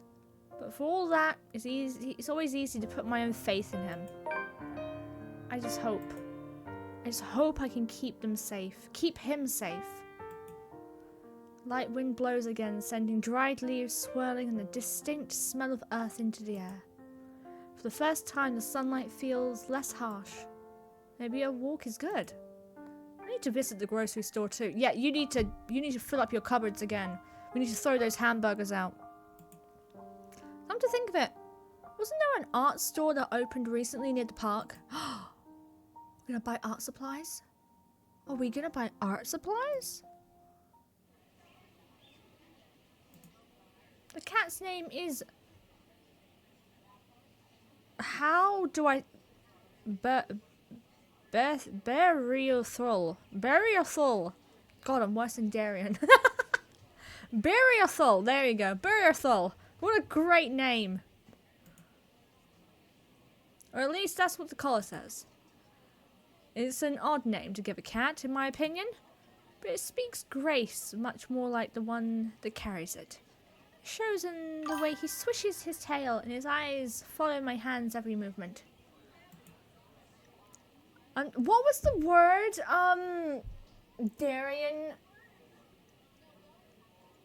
Darian mispronounced. What was the word again? Oh, Ratatouille. Yes, we'll call the cat Ratatouille. I'm not sure what he finds fascinating in me, to be honest. I wasn't the very picture of grace when he found me, after all. It was a bad idea carrying 2 bags of newly bought art materials and groceries without help or a sure ride home. The bags don't have handles, huh? In hindsight, perhaps I shouldn't have bought all these at the same time. I didn't even make it past the park. Listen, why make several trips when one trip does the job? We've all done it. We've all seen like 12 bags and thought, yeah, we can make one trip out of this. Why would I make many? Makes no sense. And now I'm suffering underneath the glaring afternoon sun, hunched up on a park bench, drenched in sweat, and in the company of a cat curiously watching my every movement. I hope it stays where it is. It's just a black cat, but back home, they're all considered ill omens. No, they're not. They're good babies. They're big dust sprites. Don't look at me like that. I can act graceful as well if I want to. Not that I've ever acted graceful. Not that I've ever acted graceful in my life, of course. Growing up with rowdy younger brothers and a sister does that. Not the void baby slander. Exactly. And maybe it's the opposite. Mama used to call me a little troublemaker before.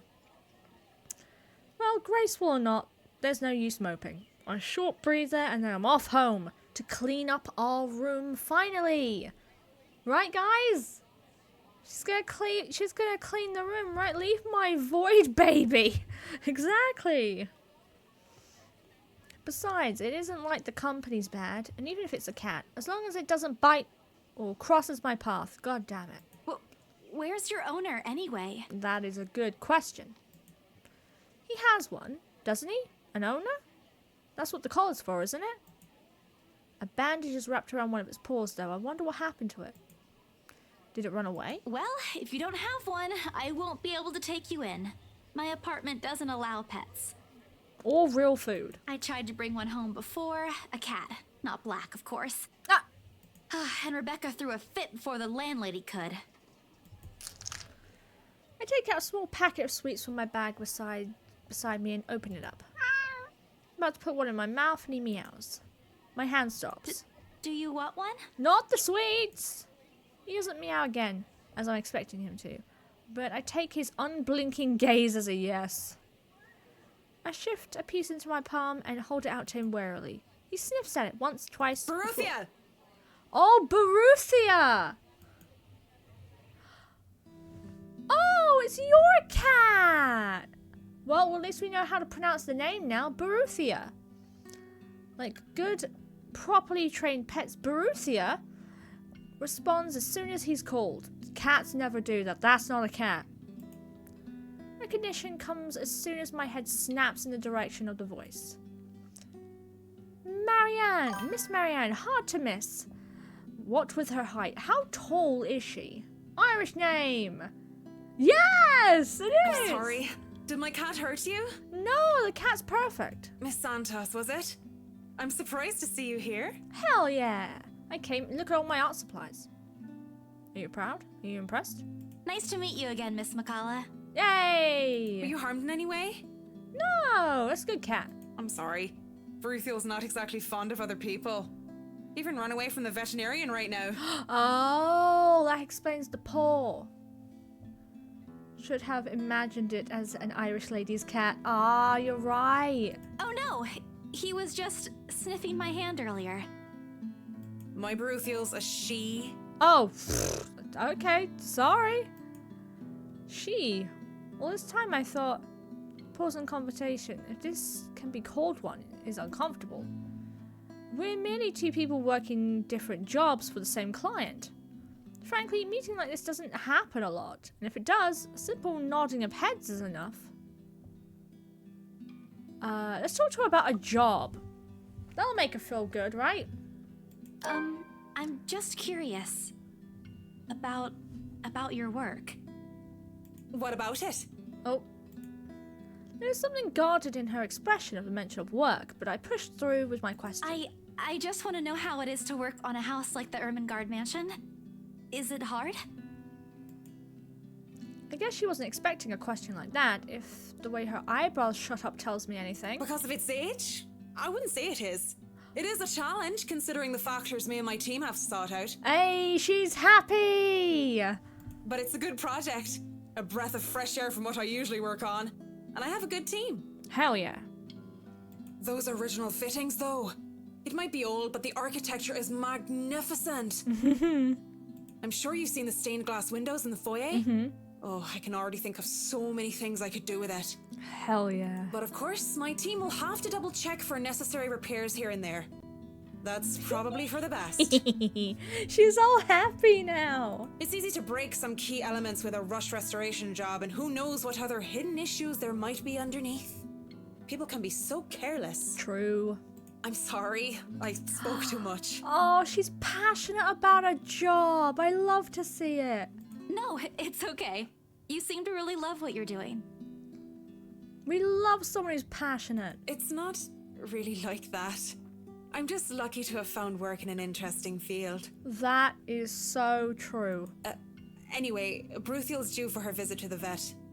Nice talking to you, Miss Santos. Nice talking to you too. I wish you luck with what you're planning to work on. It seems like a big project too. Yeah, she's looking at my art supplies. She gestures with her head towards the bags, and one filled with stuff I've recently bought from the art store. It's a project for a friend, actually. Oh? Who are we making art for? All the same. Good luck. Aww. She's not so scary. I watched her as she leaves, though she stops shortly before crossing the threshold separating the park and the street. She faces me again, looking like there's something she has forgotten to say. By the way, about the Ermengarde mansion. With my clients, it's the rights, I mean? Yes? I hope you don't mind me asking, but has the deal been finalized? There's still a few papers they need, but the house is more or less theirs now. Hey, nice. Ah, thank you. That's all I needed to know. Let's face it, I'm pretty sure Hannah is ready to pay through the nose to get this lady to decorate the entire house. She needs the bonus money just as much as I do. Wait, about the No, mansion. no, no, The, no, no, no, no, no. No, don't do it. Don't you fucking do it. The letter, the same one they saw. Don't fuck this up. We had a fantastic conversation. Please don't fuck this up. Please. Oh, damn it. Whoever she is, she's asking for help. Someone. I want to tell Miss Marianne that the urban legends aren't just legends anymore. They're real. She's not going to believe me. No, she isn't. And you're just going to freak her out and destroy all the progress you just made with her. Don't mind me. I need to go too. Yeah, art supplies, you know? Have a good day, Miss McCullough. Bye, Marianne.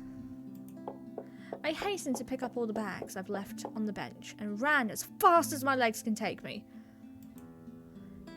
In that moment, what I'm carrying in my hands weighs far lighter than the overwhelming guilt trying to consume me. You can't take responsibility for this. Home. I want to go home and clean your room, please. Anywhere where I won't be reminded of the house. Of her. Of my own cowardice. You're not a coward. You just don't want to get killed by a ghost. And you want to be able to eat proper food and draw and to go on dates with Ash.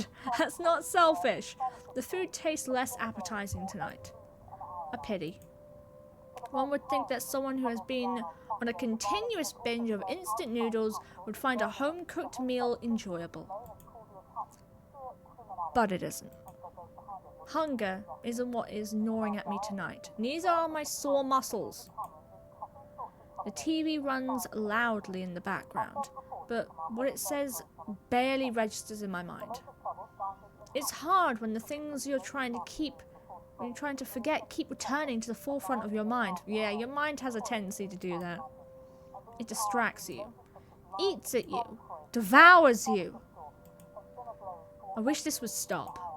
I wish I wasn't the one who picked it up. I wish it was somebody else. This game could have been so much different if it wasn't a horror game.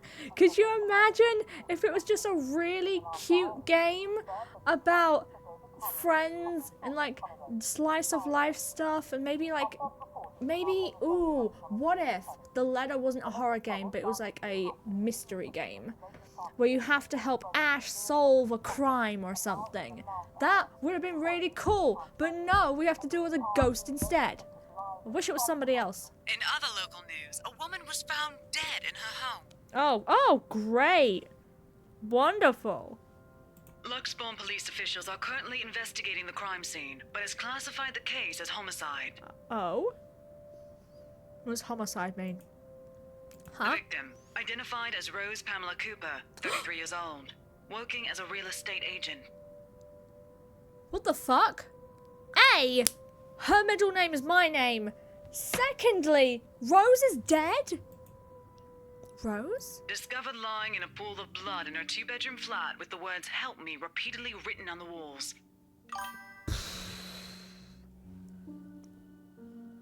The British lady's name was Pamela. And she died! Homicide is like murder, right? It's just like police term for murder? No. No. This isn't what I want. This isn't supposed to happen. None of this is supposed to happen. No one was supposed to die. Those are just stories, right? Legends. Rose is dead, man. That's what everyone kept telling me. So why? I would like to know what our friend group's reaction to this is gonna be. It's the exact same thing written on the piece of paper. I don't think their natural thought process will be it's a ghost. I think their natural thought process will be it's definitely connected and it might be a serial killer. This game quickly reminds me that it's a horror game. I know, right? 1 second we're flirting with a very cute detective, and now our co-worker is dead.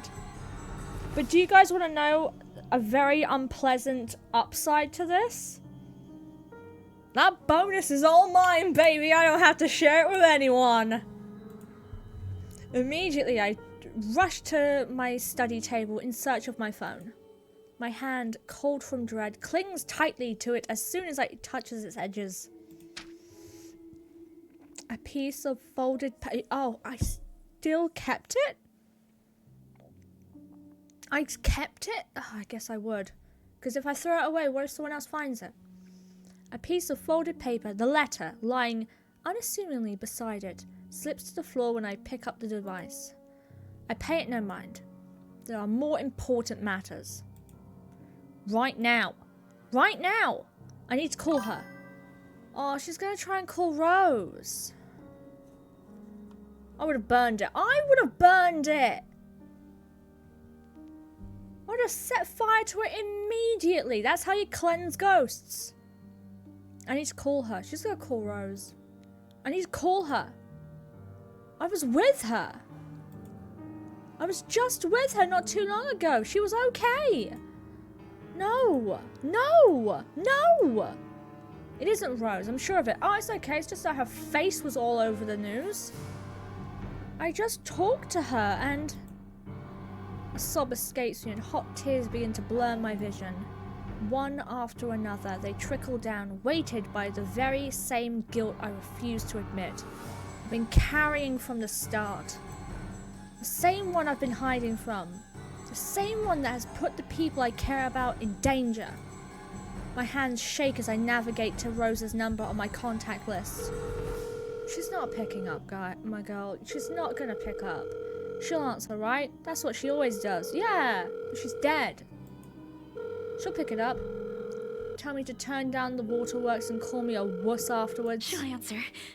Please answer, Rose. Oh, honey. Again and again I dial. Whispering. Praying. Pleading. Come on, Rose. Don't do this to me. Please pick up. I know you're there, Rose. You're not dead. Please tell me you're not. Oh, honey. This adds to the series of deaths and disappearances that has plagued Luxborn in the recent years. The authorities are currently looking at a possible link with the notorious Anselm Butcher case. Oh. The TV runs loudly in the background. A deafening static sound from my phone speakers. Oh no. But in my ears I can only hear the screams. Her pleas. Her whispers. Okay, get out the bedroom. Get out the bedroom. We are not safe. Get out the bedroom. Don't sleep alone. We made it to Monday! And my room's still a mess. I did not take Rose's death well. A buzzing sensation jolts me awake. Is it my alarm? My body still wants to sleep, to forget what I heard, what I saw last night. But it's there, nudging, prodding at me. Slowly I become aware of how awkward my position is, and the ache that accompanies sleeping in a curled up position all night. Curled up positions work for me. I don't know about you guys, but curled up, the fetal position, fantastic for me. If I even slept at all. The memories are impossible to forget now that Rose is gone. They say it's easier when you say it out loud. Instead, the words weigh heavier on me each time. She's gone. Gone because of me. Gone because of one letter I was too curious about. This is a good life lesson. Don't pick up cursed letters, and if you do, you set fire to them immediately. I just realized that there's a picture of Ash and Isabel hugging in this... Wait, what? Oh my god! You're right! There is a picture of Ash and Isabel hugging in the... Oh. Wait, are they hugging? Wait.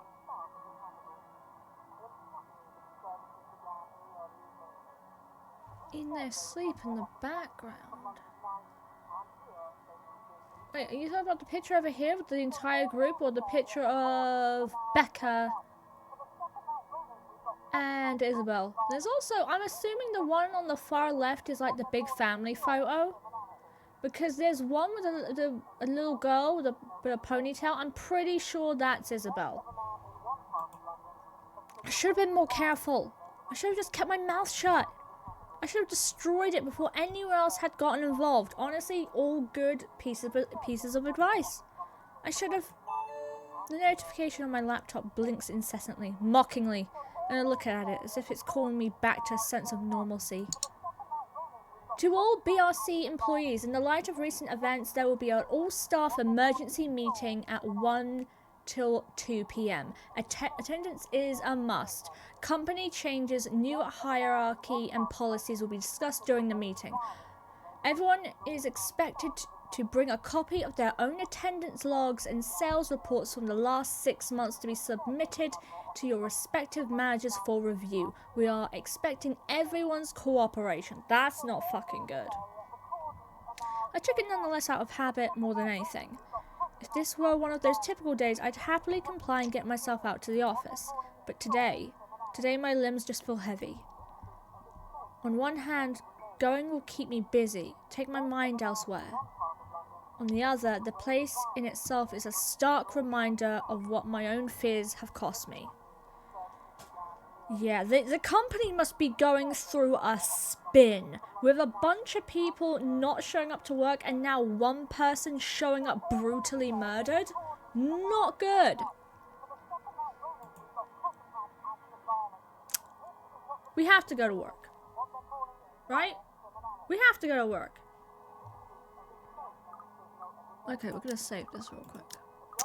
We go to work. We have to. We have to go to work. Staying here isn't gonna help us. Oh boy. Yeah, go to work. Moping won't get me anywhere. Exactly. This is just like one of those things, isn't it? You deal with it with a smile no matter how bad things get and hope for the best. Although my whole body feels like lead and my limbs are sore, I push myself away from the chair and head for the shower. The letter I dropped on the floor last night flutters open as I pass by, unfolding for no one else but me to see. Every word written on it glares back at me. They sneer. They ridicule. Like living beings fully aware of what they've done. With a huff, I pick it up and shove it in my bag, perhaps with more anger and frustration than I'm used to showing. Why would I put it in my bag? It's just going to drop out again. This too, I'll deal with. Set it on fire. Somehow, I'll find a way. Make things right. I have to, before it takes more people from me. Even if I must do it on my own. Papers rustling, telephone rings, feet shuffling. Overall, today looks like a typical working day at Briar Realty Corporation. Except it isn't. The air is thick with tension and unspoken questions. No doubt everyone present has already heard about Rose. If they missed last night's report, they'd likely see it in the morning news, in the papers, or on various news sites on the internet. everywhere is a bitter reminder. In fact, everyone's giving me a wide berth, as though the mere mention of Rose would be enough to trigger something in me. It's appreciated, but it only serves to create a bigger hole in the place Rose has left. After lunch, my boss calls for a meeting. I don't have to look up from my work to know what it is about. He's in a strange, pensive mood today, probably out of respect for a dead colleague. Oddly, I'd appreciate it more if he just shouted at me today. Anything is better. I'm sure you've all heard of what happened to Miss Cooper. She was a valued member of our team and she will be missed. She was the best saleswoman this company's ever had. There's no date for a funeral yet, but those who wish to attend, kindly speak with your respective supervisors. Fair enough. By the way, has anyone heard about our still AWOL staff? They're probably fucking dead too. Oh my god, no! None? HR, you know what to do. Santos, a word? In my office? Oh god. At the end of it, I've been given the entirety of Rose's workload, including finalizing the rights papers, and I've been promised an ample compensation for my efforts. I told you, double bonus. I think he's expecting me to be happy about it. Instead, I immerse myself in my work. I have to, anyway, if I want to forget. Classic working extra hard just to get through your feelings. Time flies when you do, and by the time I give notice, it's already late. Everyone's already gone. Ah, fuck. I'm alone.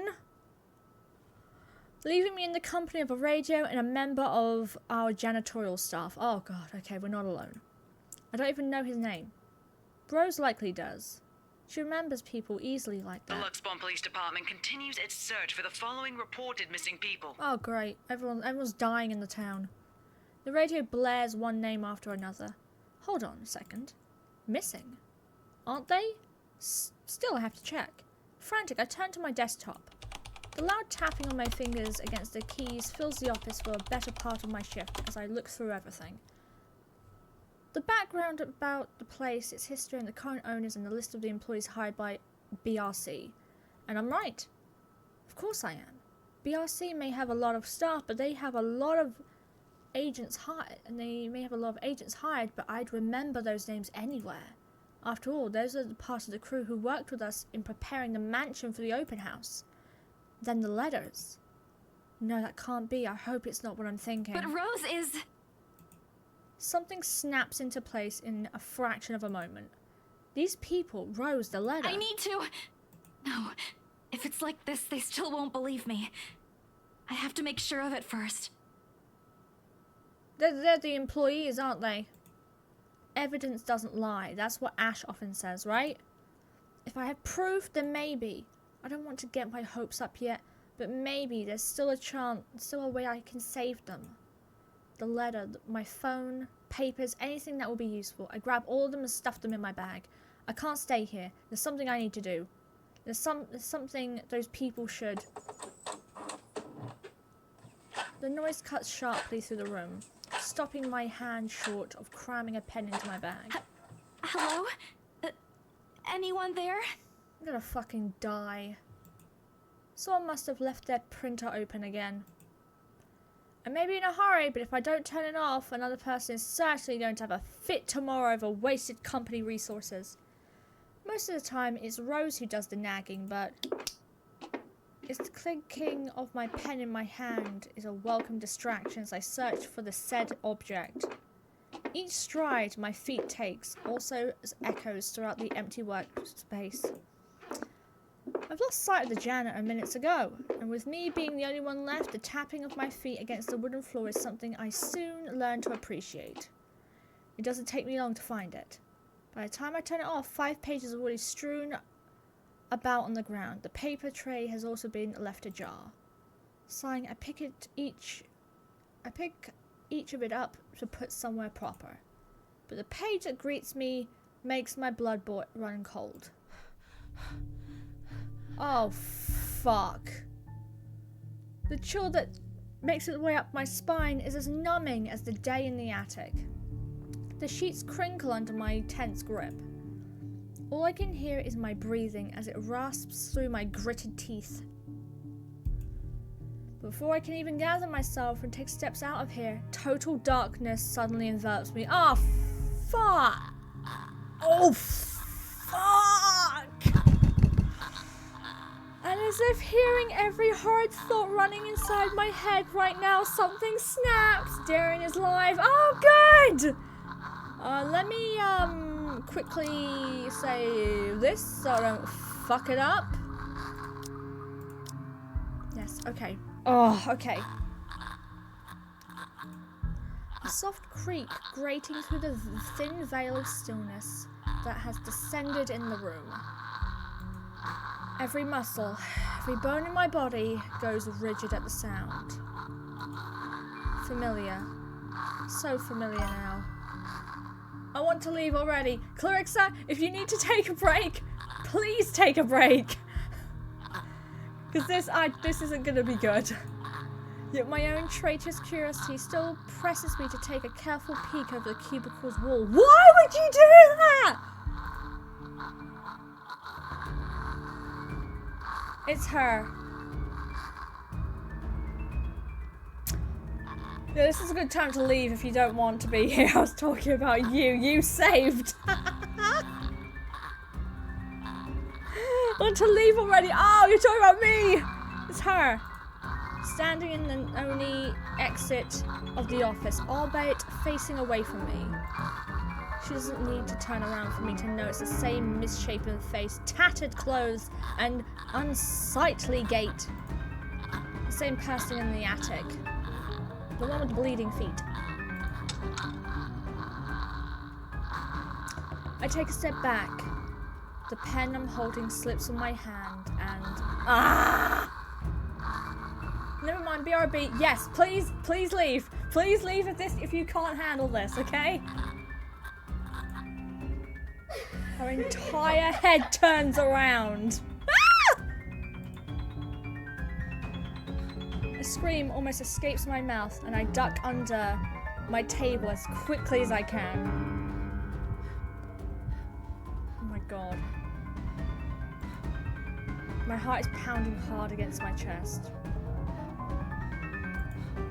I can hear the bone-chilling sounds of her walk.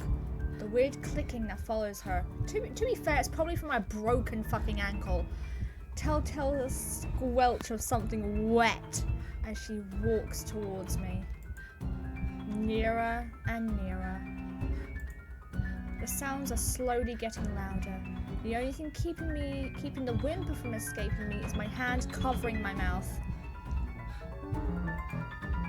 Someone, please save me. Anyone?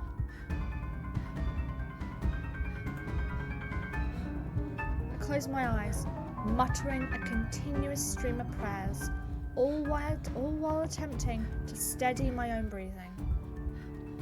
Okay, I'll save this on like a different thing, just in case I need to quickly come back to this. Please, please don't let her hear me.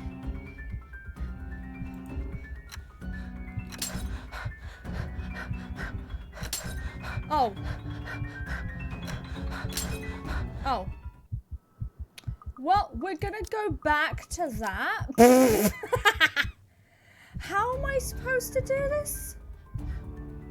Or attempting to steady my own breathing. Okay, so it's just like a quick time event. Alright, I could do a quick time event.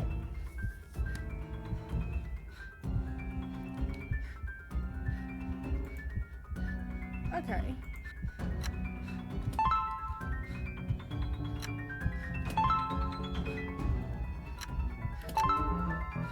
Oh, I did it!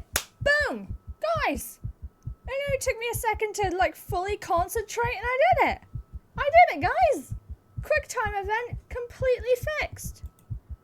The seconds, minutes stretch before me agonizingly... Is she gone? Yeah, I mean, probably not. Not for good. We're like halfway through the game, I think. And everyone else hasn't been scared yet. Slowly, I open my eyes and take a peek. Oh, I don't dare move or make a noise. See, even her fingernails are gone. Who did that? Her ankle is completely broken. In the face of such terror, I can only beg.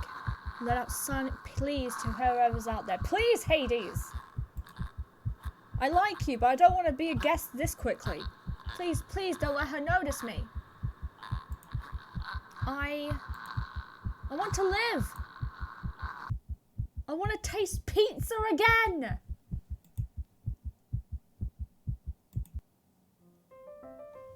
We did it. We did it, guys. We did it. It is far too easy to get them to pay attention. Enraptured. They hang on to my every word and follow my every move. All of it would have been stifling had I not grown used to such stares. Most are respectful, some are hostile, if we are honest, and some are downright inappropriate. After all, I am... Hannah Wright! Ah, Hannah Wright! There's a moment of agitation as a familiar but less than welcome face approaches me with a suggestive smirk on his face. Of course, I have to keep a benevolent smile and greet him as I greet any good friend. After all, this man can turn heads, being famous in his own right. Officer Lee! What a pleasant surprise. I didn't think you'd have the time to attend tonight's party. He's more Luke's friend than mine, really, and I am quite sure I only invited his wife. Much like I am only friends with the Chief Inspector because of Luke, Luke is only friends with Rochelle because of me. Who's Rochelle? Unlike how I treated Lee, however, Luke never hid his animosity for Lee Matriarch. It was an odd sort of friendship, where we would have awkward double dates. Interesting.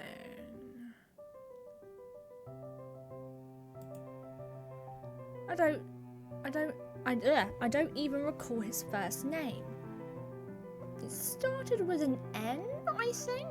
I might be wrong. Aside from being Chief Inspector Luxbourne Police, his wife Rochelle Lee Vance owns a General Electronics company, fridges and freezers mostly. Oh, I always have time for my favourite socialite couple. Might I say, you look positively ravishing tonight. Thank you. I see the husband isn't with you. Oh, he looks too happy about that. But the way he eyes me up is enough to make my skin crawl. I just wish Luke is here to fend off the more unseemly of our peers. You know the ones. The men who are just a bit too friendly, staring too long at my assets and getting close just because my husband is not here. And to think they all have the gall to do this at my own party. In my own house, if I might add. But like any high society woman worth her salt, I know how to handle it with grace and dignity. I suppose you're looking pleasant as well. Luke's busy with work, unfortunately. Michelle isn't here? A shame. I do hope he isn't causing you much trouble. That husband of yours can be a bit daft sometimes, acting like he's still some young bachelor. It's fucking real. The wife sends her regards and her apologies, but something came up with a doctor and she needed to attend to it. You know her, being pregnant and all. Make small talk. Rather, I'm forced to do so, as he would not leave my side after finding his place there. Much to my chagrin, I've been extricated from the few who flock in hopes of flattering, for I can tolerate them far better than Lee. He is a nice enough person, and I adore his wife, who is obviously the brains behind the two. But there is something unsettling about him. I do not trust him as much as I want to. He regaled to me tales of the Luxbourne Police Department, a different affair to the usual gossip I am privy to, and though I am loath to admit, is interesting nonetheless. I expect the topic of business to die out quickly, which would be understandable enough due to the confidential nature of his work. But no, he's just spilling secrets to me left and right. But oh boy, was I wrong. So, wearing civvies, I steal and drive off with one of the police mobiles, right? In the mirror, I see the new tank chasing on foot and screaming about theft. The look on his face was priceless when I parked it in the garage. Oh my. You made him chase you all the way home for a prank. What did Rochelle have to say about that? Rochelle has a strange love-hate affair with Lee. Why is she with him then?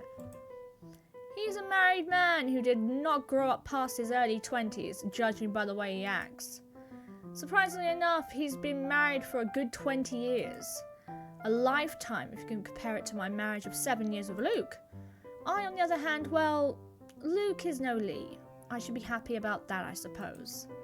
Although my darling did have his moments. Hey, the wife pulled my ear and gave me a good talking to, though. Besides, we live in a flat a block away, so it wasn't much of a grand chase. Weren't you living in a house near the countryside? Moved for work, you know. Or you probably don't. No, I don't. But a flat in downtown. I suppose if that's what you like. Oh, it's horrid. Hate that tiny place, no matter how convenient it can be for work. 55 square yards are not enough when you need to get away from the wife. No. I wouldn't mind a place away from the city. Even started looking at the ads. I spied an interesting lot, actually. Heard it was finally put up for sale. Or that something mansion, you know the one with all the ghost stories. Oh, yeah, we know about it. I know what he's talking about. There are really only a few urban legends around here. It's... The Ermagerd Mansion? The Ermagerd! That's the one. Worthy of a king it is. I'd buy it myself, but Rochelle would only gripe if I brought it up to her. Not to mention all the expenses a place like that will be a real fixer-upper. You also have to find someone willing to work there with how superstitious people can be. At least he understands. If it becomes a problem, just hire someone to do an exorcism. True.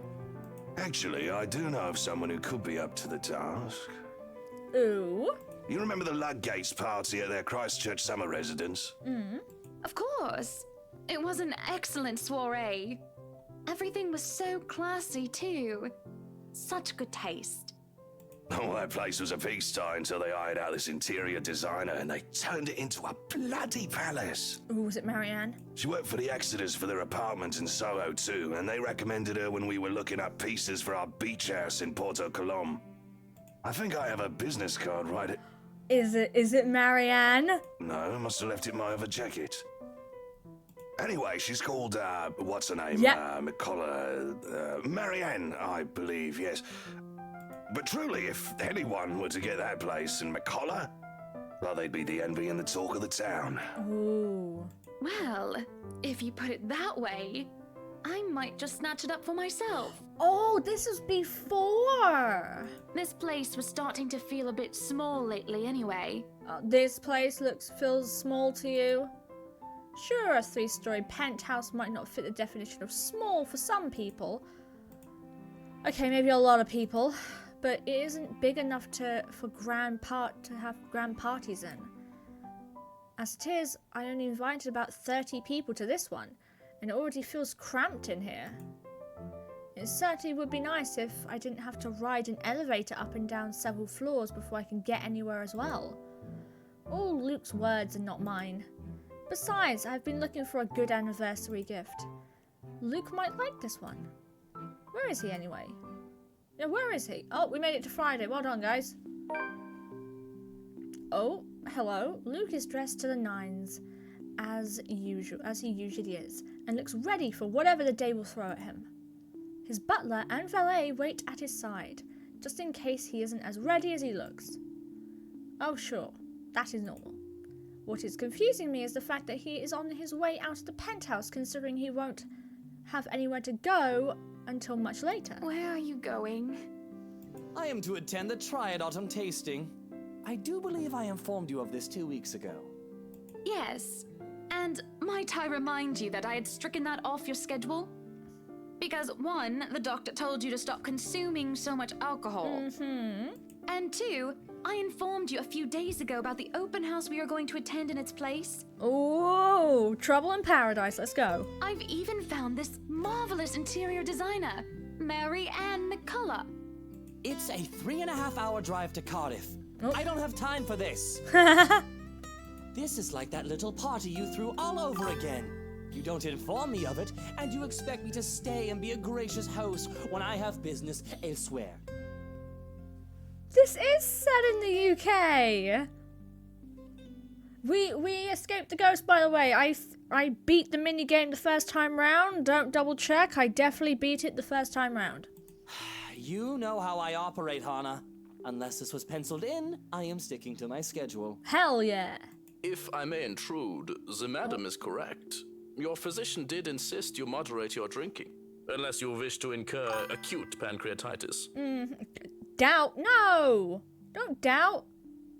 Hydrate, you got it, Claudia.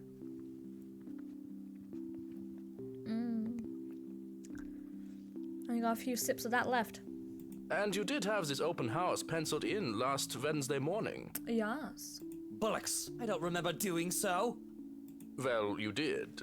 While very hungover, in fact. He did. Moaned about me being too loud, but gave in after some pushing. Perhaps that was a bit too cruel and manipulative of me, but... Whose side are you on? Come on, Luke. Yeah. You promised we'd do whatever I want this weekend. Yeah, you promised. Oh, stretch? Okay, stretch time. Okay. Raise our hands above our head. And then we go left. And then we go right. Roll our shoulders. And we roll our neck. Oh, I slipped the headphones off. Now I roll the wrists. Flex the fingers. We changed character? Yeah, this is Hannah's chapter now. This was before the open house. Now we're going to get a bit more context on what these two rich a-holes are doing. Gordon Bennett, fine. I am giving this house tour of yours a chance. Yes! But if it proves to be a waste of time, I am going to Cardiff and you are going to take a cab home. Are we clear? It's just a bit of a husband and wife tit for tat, isn't it? All couples have their arguments. Nah, this guy's a bit of a douche. Once the honeymoon phase is over, as they all seem to call it, reality sets in that you and your partner might not always see eye to eye. Perhaps it has been the years. 7 of them is nothing to scoff at. I just cannot bloody believe I agreed to this. I was really looking forward to the triad tasting. Aww. Though sometimes I think it's something a bit more than just simple disagreements. And I have to stop myself from wondering where we went wrong. There's always the Triad Christmas tasting in Manchester next month, and that'll only be an hour-and-a-half drive. Have I been neglectful? Have I offended? Have I acted shamefully? Yes, but Cardiff! But Cardiff! Cardiff is nice. Certainly any problem can be discussed. As long as he doesn't turn me away. Well, there goes my good mood. Are you happy now, Hana? Wow. You know what? Fuck you. I'm gonna defend myself. Screw you. Yes, I am very happy, Luke. Because for once in a very long time, we are doing what I want. Hey, Turt. How you doing? Nothing scary is happening at the moment, but God, if you were here like 20 minutes prior. This is a ghost game. It's a horror visual novel called The Letter. It's very fucking good. I highly recommend. I'm ecstatic. Understood? Yeah. And this would be perfect if you stop acting like a child who needs their nappy changed. We will be leaving after lunch for the Ermengarde mansion. You are going to park your rear in the car and keep mum. And you are going to behave during the tour. Yeah. Needless to say, Luke looks a bit shocked at my little outburst. He opened and closed his mouth a few times, struggling to reply, before he crosses his arms to look like, well, a moping child. Any more rules for this little excursion of yours, Your Highness? No wine. Oh. No wine? No wine. Unacceptable! I am already not allowed to the tasting, and you would deprive me of that simple pleasure? Your doctor said to not drink alcohol. If I see you take one sip today, yeah, I will put the stocks under lock and key. Do you understand me? No wine! No wine. No wine, Claudia. Not allowed. Don't forget the bottles he keeps in his dresser. Oh! Thank you, Johannes. Whose side are you on? How many times in one day can you ask that? As many times as I need you, traitor. The ride to the mansion is quiet, with Luke having stared out the window the entire way, not paying attention to anything around him. Why are you married to him? Meanwhile, I'm conflicted. I don't know if I should apologize for changing his plans like that, but by the time we arrive at the mansion, I see his eyes light up in genuine interest. Apologizing is the last thing on my mind. The whole affair with the Umagard mansion is certainly an interesting experience. The place has been renovated and restored by the owners to what they claim to be acceptable standards. The mansion itself looks like something befitting a fairy tale or a period piece. It is tastefully decorated, and with a little bit of love and attention, I'm sure it can be a place Luke and I can call home. The number of other prospective buyers that have come from the powerful and wealthy of Luxbourne certainly did not disappoint, marking this estate as prime property. The Lees are amongst the groups who went with the Rose Woman. I saw a few other notable faces, though I did not really feel like mingling. Unfortunately, for every one of them, the Wrights are interested in buying. Oh, and look, he's flirting with the girls. What's been bugging my mind, however, is that Isabel.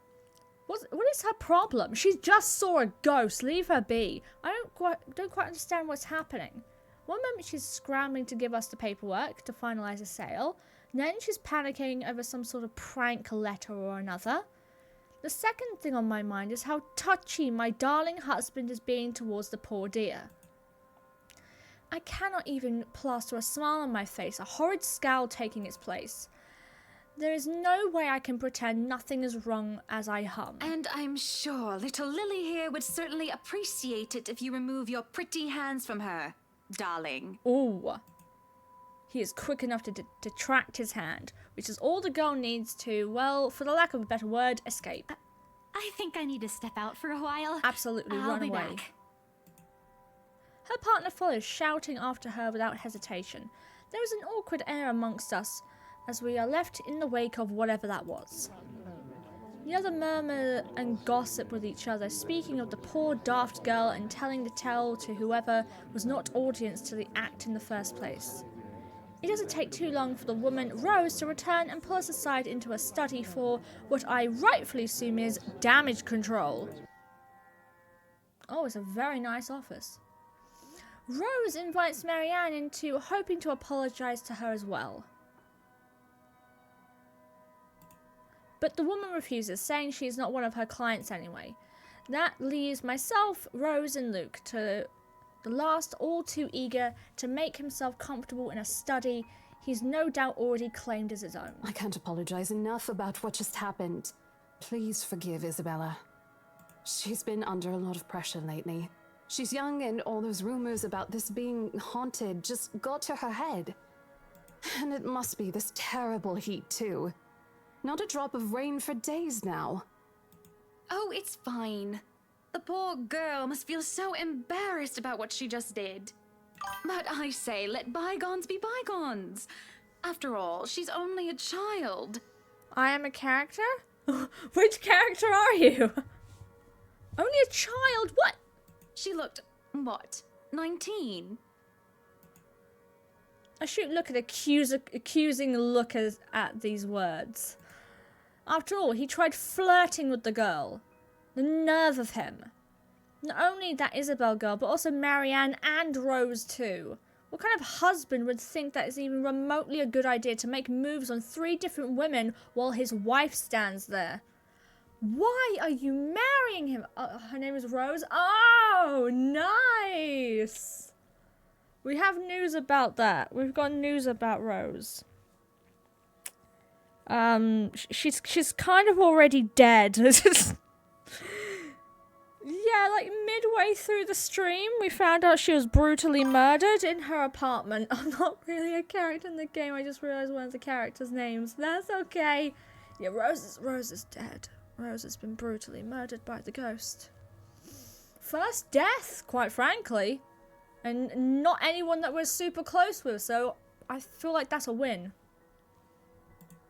Did he drink while I wasn't looking? She's a bit older than that. Oh. But again, I apologize. And if there's any way I can make up for what just happened, just... Nani? I know what you can do. Be a darling flower and get us one of those bottles you plan to serve. No. Pop it open. We were planning on serving some champagne. I can get that. That would be lovely. Much obliged. Do you want a glass as well, Ms. Wright? Oh, she does not need alcohol. Oh no, I'm fine. I really shouldn't be drinking right now. And Luke shouldn't be either. But right now I'm too tired for any sort of argument. I don't have the heart to scold him in public as well. I'm certainly not his mother. I just want to get this horrid day done and go home and sleep.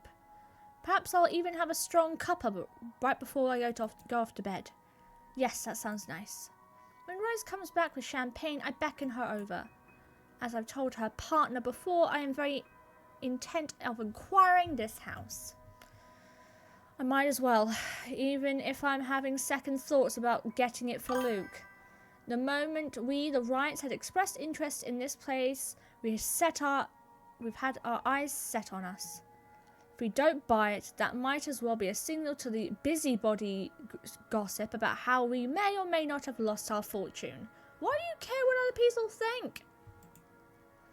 Regardless of the fact that it's false, image is everything when dealing with these people. These are the unspoken rules for people such as ourselves, our rich people problems, I mean. And besides, I really did like the place. Why, everything here is absolutely wonderful. What the fuck? Well, except for this ugly painting in the study. It looks like bad... Like a bad fake of Edward Munch painting. Here's the deal. I'm willing to pay 10% higher than your listing price.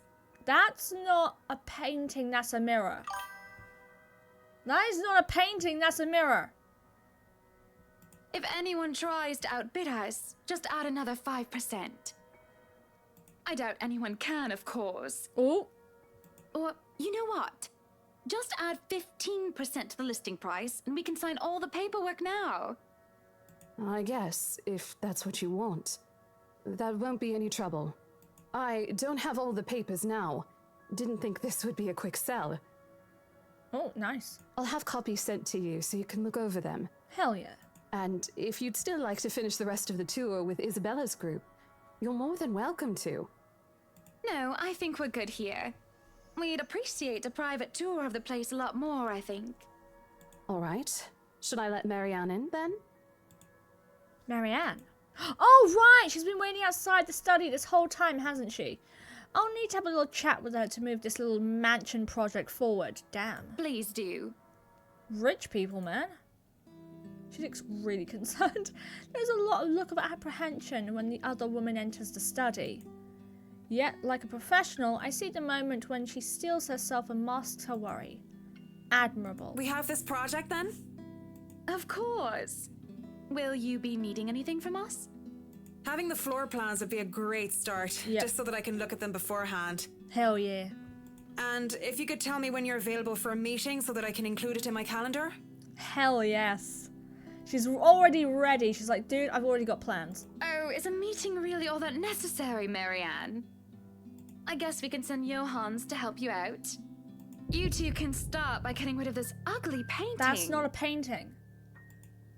The hush falls upon the room at my request. What painting? Yeah. And lo and behold, the painting is gone. In its place, a mirror stands, which leads me to look at my own confused expression. Odd. Well, no matter. And she just glosses over that, no problem. Back to the topic at hand. Marianne, dear, we are simply far too busy to meet up. Oh. Don't just free up your fucking schedule. It's okay. Just she needs you to finalize stuff. How is she supposed to know what to do if you don't tell her? But I guess we can free up a day to meet with you. Nice. I don't really need another Maudlin Monday reading about Maury anyway. The book club can function without me for one day. Marianne has the same accent. Even the same voice actually as my professor. I hate it. What time shall we be seeing each other? How does lunch sound? Besides, my house has a higher priority over a book club. Why? We can't hold next meeting in this place. Surely the beauty and the grandeur of it will inspire spirited and lively debates about whether modern-day writers could match up to the classics. You watch your fucking mouth. You watch your mouth. No, that mirror's sus. I wouldn't trust it. I might as well clear up the rest of my week to handle whatever fares buying this mansion requires of me. Any social activity can be put off until the Immergerd, or rather, the Wrights Mansion's great debut.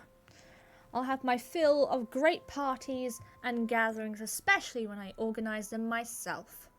That sounds good. Nice. Although, with a project of this scope, we might need most of the day to tackle your concerns. A more thorough inspection of the place is also preferable. Yeah, how are you supposed to know what to fix up if you don't see the building? Breakfast then! It's a date. It's really not. Oh, she got all blushy. Alright, Monday, 10 o'clock sharp. Hi, Mama Bear! How are you We'll see you then. doing? We're still in the haunted house. Actually, Marianne suggested that we meet at 9, but who is even awake at that unholy hour? I was lucky enough to wake up this morning before Luke went all the way to Cardiff. It's definitely ad prison. Oh, God. What kind of ads we're talking? Hopefully it's food. We say our goodbyes, shake hands, and make it clear without outright saying it that we now own this house. By the time we left the mansion grounds, sunset is almost upon us. So, you really want to buy this place then? And we're already fucking cursed. That's a bit of a big impulse buy, even coming from you. Not that I'm complaining. Car insurance. Ah, that's not food. Well, I'm glad you're not complaining like you usually do. Ooh, girl. I love her. It's a right and proper Christmas miracle, isn't it? Hannah has finally done something right. Oof, they have big marital problems. How about we don't buy a haunted mansion? How about we invest in that with some marriage counseling or maybe even a divorce lawyer? She doesn't need to be married to this a-hole. I refuse to look at him, staring at the passing scenery instead. Hey, Buttercup, what's with this cheek? Rose, Lily, Mint. Oh. The nerve, Luke, the nerve! Is that what this was about? 1, that woman's name was Rose. And 2, you know I don't mean a word of that empty flirting. He is clearly cheating on her. If he doesn't have at least 5 mistresses on the go, I wouldn't believe it. And it's still the principle of things, Luke.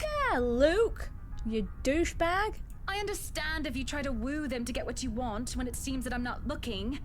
But I told you once before not to do it when I'm there. Luke dealt with other women in the past to get what he wanted. Sometimes I have my doubts. I really want to believe that I am an exception. That he's not just using me like how he used all those other girls. Oh, honey. Oh, honey. I'm having a hard time believing that now. You know what? Skip the counseling, just go straight to the divorce lawyer. And it isn't this just the shameless flirting.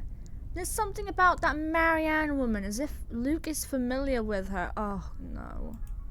As much as it shames me, it makes jealousy rear its ugly head. I am, suffice to say, ticked off. Really? I forfeit my trip to Cardiff for this, and you're still not happy. Oh, trust me, Luke. I am very happy. Very happy that, for once, we are doing something that I want. Why are you married to him? Can you not see the smile on my face?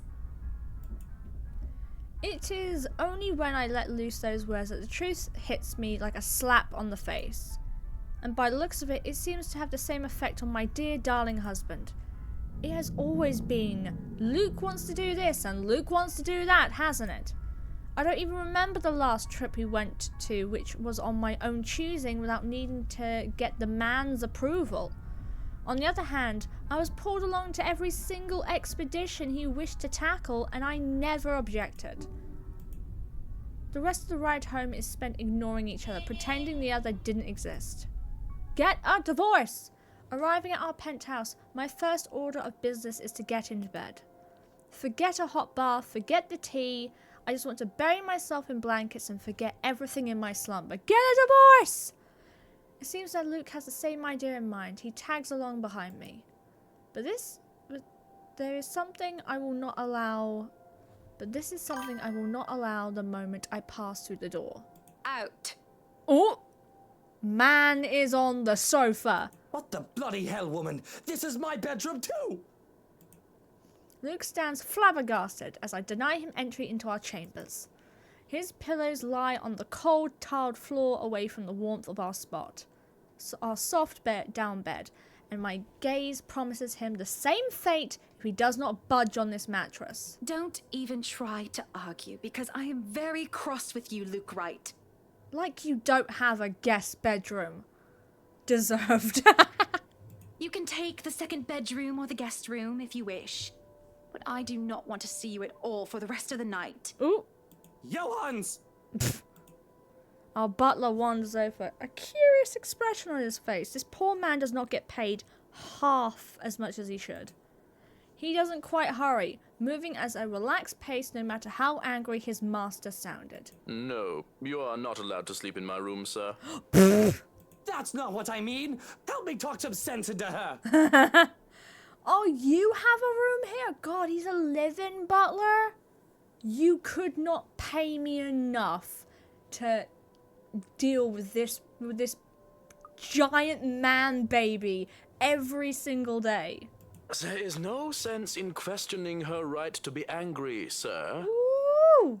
So, if I might be excused, I'll go prepare the second bedroom for you. Thank you, Johans. I have to keep a straight face as he stomps away in defeat. Mutiny! This is mutiny!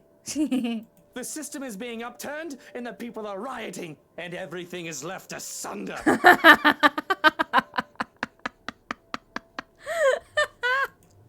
It isn't every day that Luke is rendered speechless by someone he considers inferior or to yield to another authority without an ulterior motive. I raise to Johan. Nice. Raise to him. I think he deserves double pay. His pride just won't allow it. I do keep telling the man to treat his people better. He may throw whatever fit he wants, but he will not be getting his way tonight. Victorious, I celebrate by jumping face first onto our bed. Undignified, yes, but nobody's here to judge me anyway. Right? Nobody's here to tell me what to do. Yet, as I succumb to sleep, I can hear them whisper to me. Oh, fuck. Clarissa, turn away. I'll tell you when you can look. Turn away. He deserves a raise. He does. I can hear them whispering.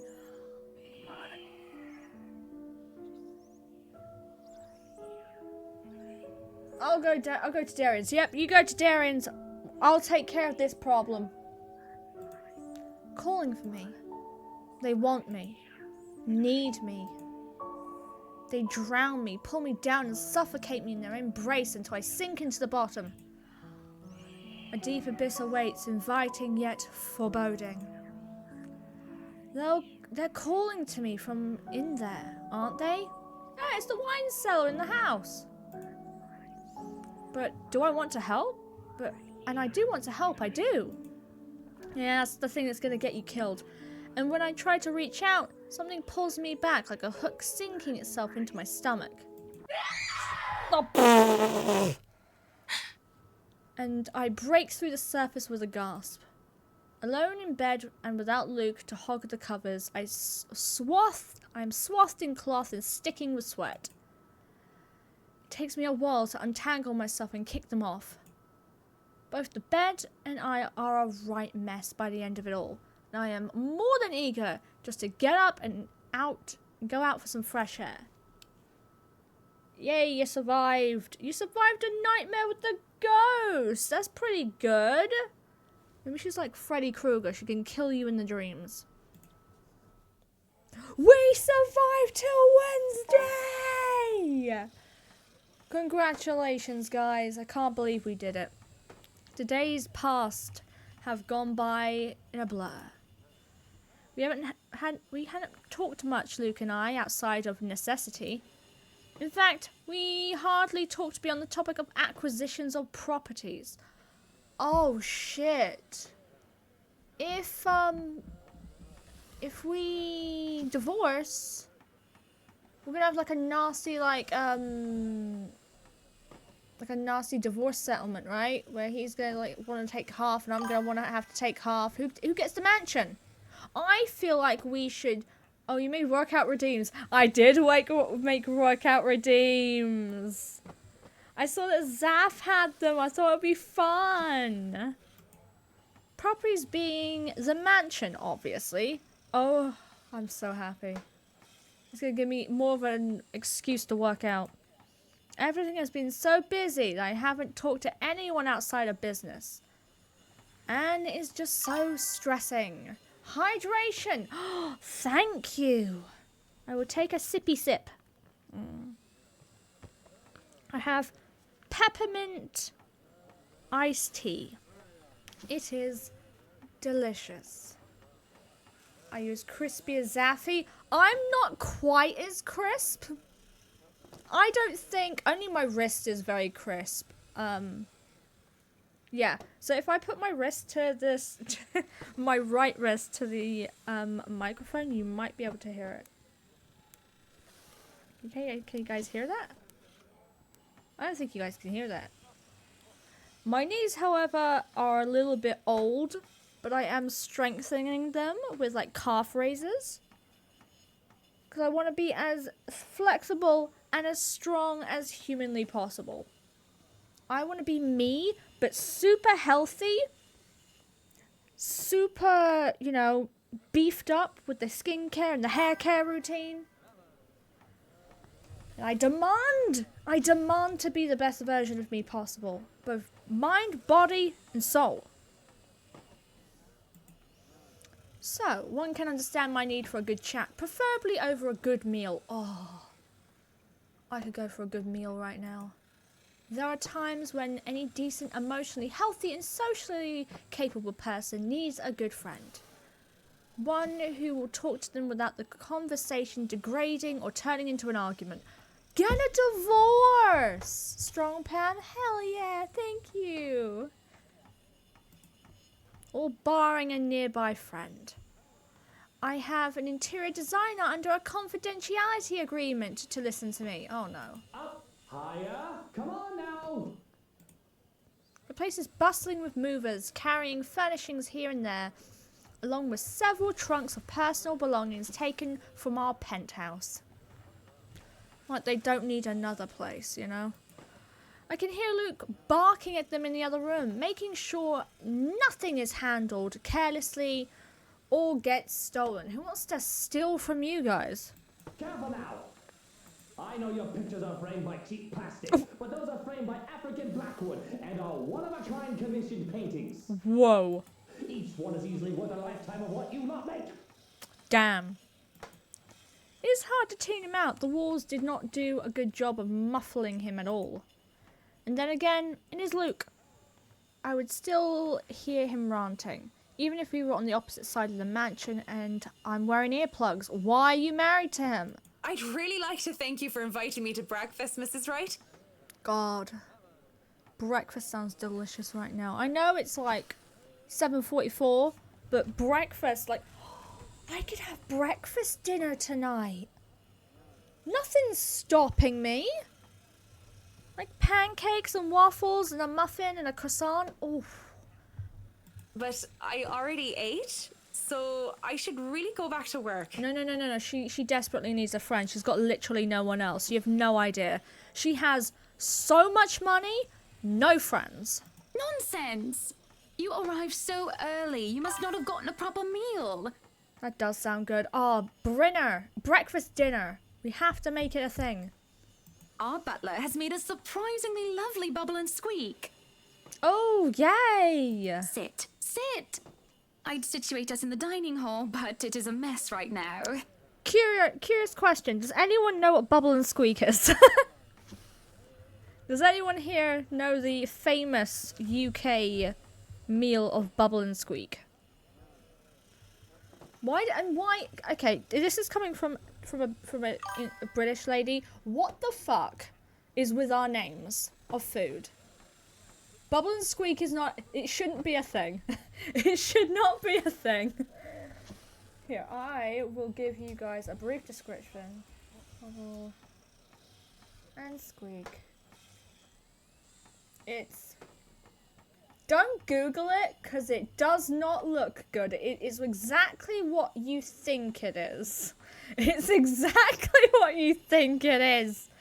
It is an English dish cooked with potatoes and cabbage and potatoes and ham and green beans. Basically, you mix it all together. Bubbles, yeah, bubbles too. You mix all that together until it's like a beige paste, and then you wait. I want to know now. Google time. Don't Google it. For the love of God, do not Google it. And then you whisk it all up into a beige paste, and you throw that in the oven, and it comes out, and it looks straight up it looks like vomit.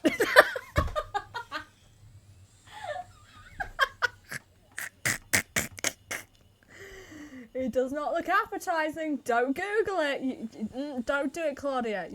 No, don't do it. Don't do it. Yeah, please.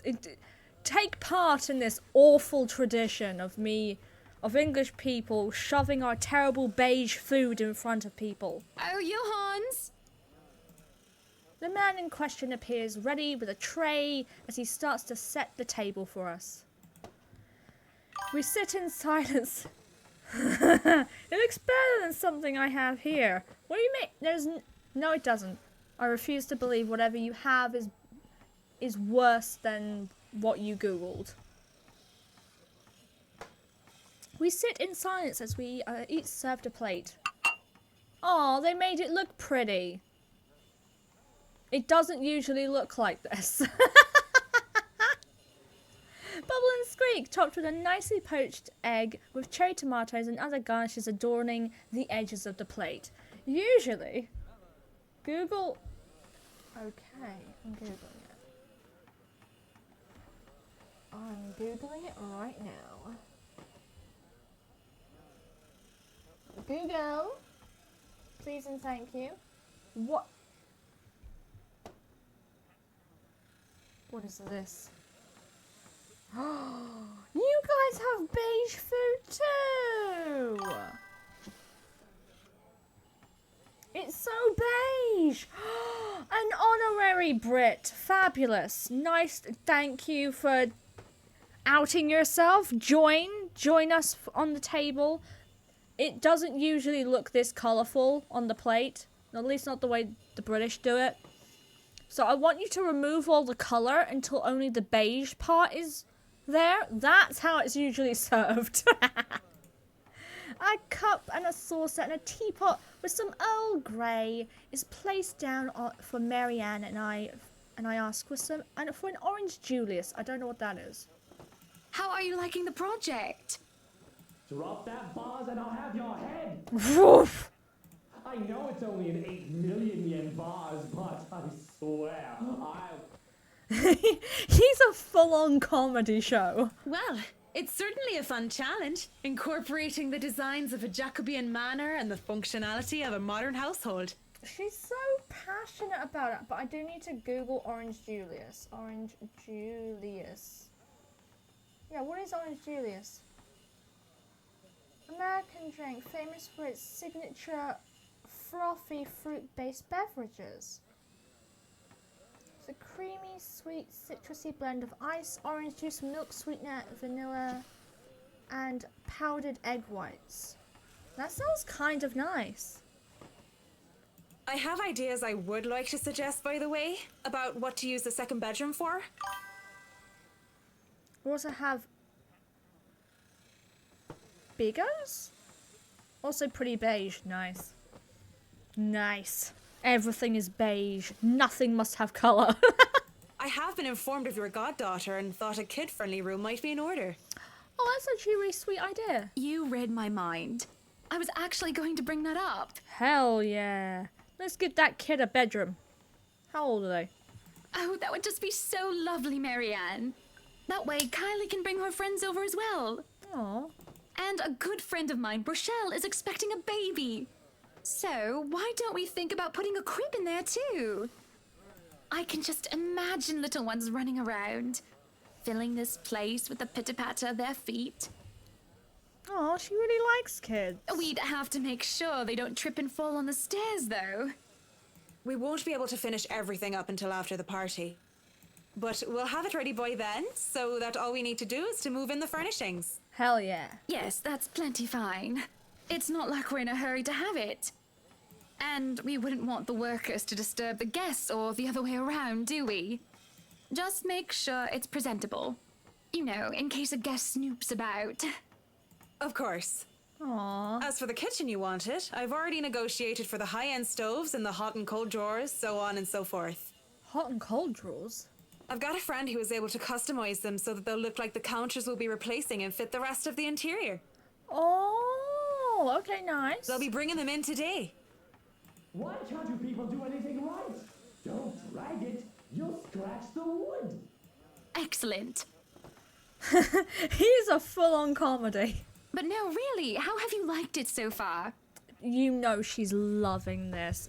Even like the small glimpse we got from when she was talking to Isabella about the job, this is like a dream come true. Oh, it has been wonderful, believe me. Everything is going smoothly too. It has been a long time since I've worked on something on this grand a scale. Aww. Nowadays, everyone is about condos and flats, living in the city where every room is an identical box. Yeah, don't I know it. Believe me, this is very refreshing. She's so happy. We lived in a condo before this, Marianne. Oh. I didn't mean any insult. It's fine, sweetie. Look at you, all frazzled. I was just pulling your leg. Dude, don't give her a heart attack. You read that perfectly? Yes! Luke wanted that penthouse when we got married, and you can thank him for purchasing this place as well. She looks confused. Of course, she has every right to be. She no doubt overheard me push that estate agent into a sale, making quite the aggressive offer. She saw me sign the papers for the mansion as well. I just had to scoff. Don't be fooled. I'm just the treasury. Oh. I wouldn't be able to make a purchase this grand without his seal of approval. Oh. I see. So he controls your money. That's it. That's all you have to say. What else is she gonna say? She works for you.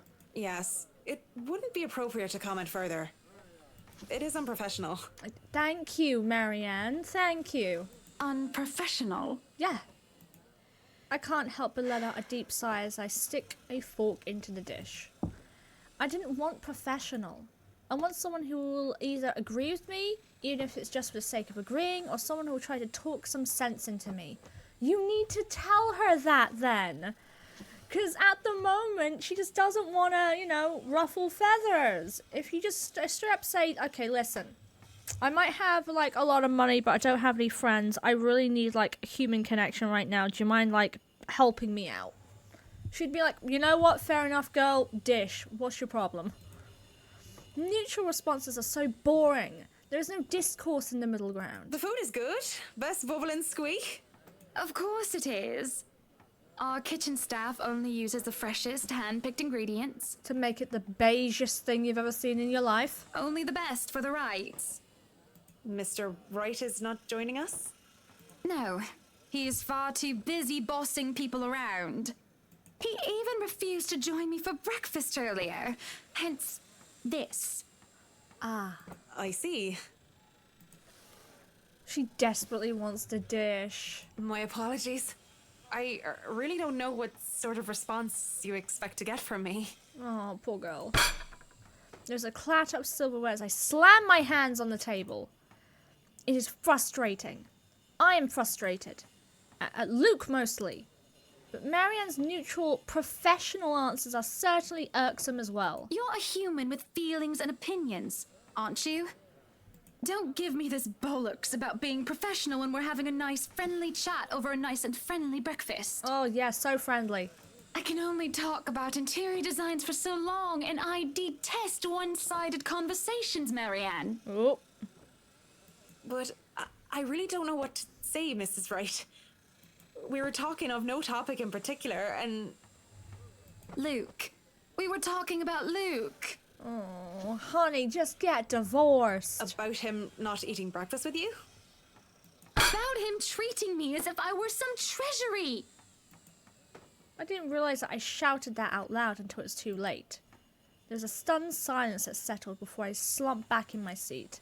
Hiding my face behind my hands, I could feel my shoulders shake. Breathe, I told myself, calm down. But it's just so hard. Honestly, sometimes I feel like he doesn't love me anymore. Oh, fuck. We're having it out now, guys. Oh, have I been so blind? Did he ever love me at all? Was our marriage all for the sake of saving his company and his wealth? Oh, fuck, man. Because?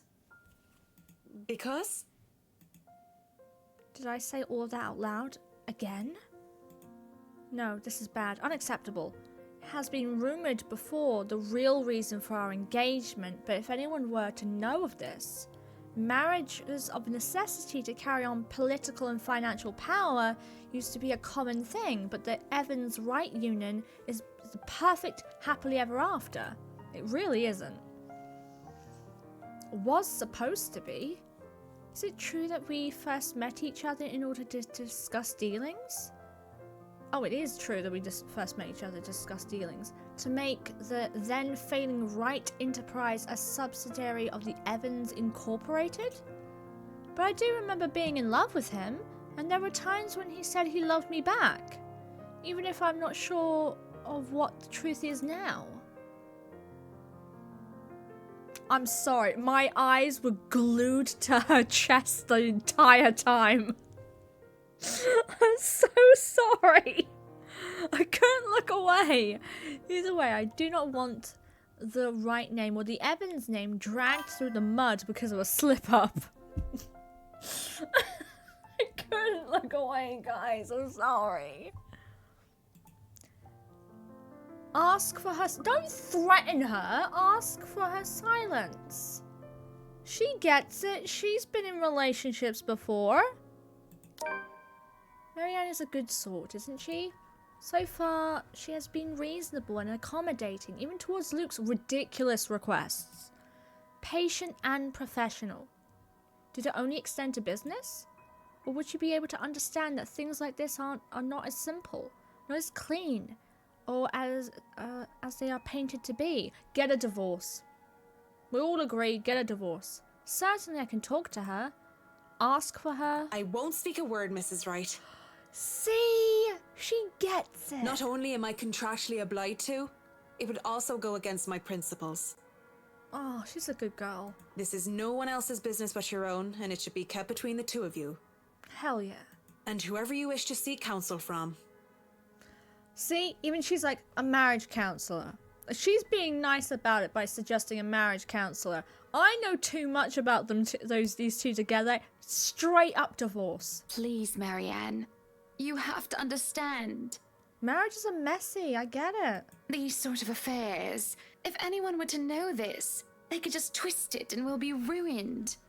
This poor woman, man. She's under so much pressure. All I ask for is your silence on the matter. Completely understandable. If I am to be frank, Mrs. Wright, this isn't new for me. Oh. You aren't the first, and you certainly won't be the last to have complicated dealings. Oh? Unless what you're doing is illegal, I turn a blind eye. Fair enough. She's good. She's very good. Can I trust her? If I wasn't in the same boat, I'd be trying to pry those secrets and gossip with you about them by now. Well, I'm keeping that information confidential as well. It's not like I have any other choice, do I? Thank you. Aww. This is exactly what she needed. We continue to eat our meal in peace, finishing the last of the food and drink. Then the door to the parlour opened. Marianne and I are just sitting in silence. Madam, the photographer from Luxury Living is here. Hey! I give him nothing but a small nod. This was a wonderful meal, Marianne. You're free to return to your duties. I must excuse myself. Aww. It was my pleasure. And thank you for the food as well.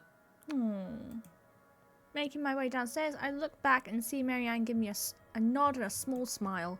That certainly put me in lighter spirits. An interview with Luxury Living. That is today, isn't it? Oh yes. People had caught wind of our new mansion the very moment we left the open house. Luke had boasted he could acquire the property in no time and allowed a photo shoot for an interior design magazine to be scheduled today.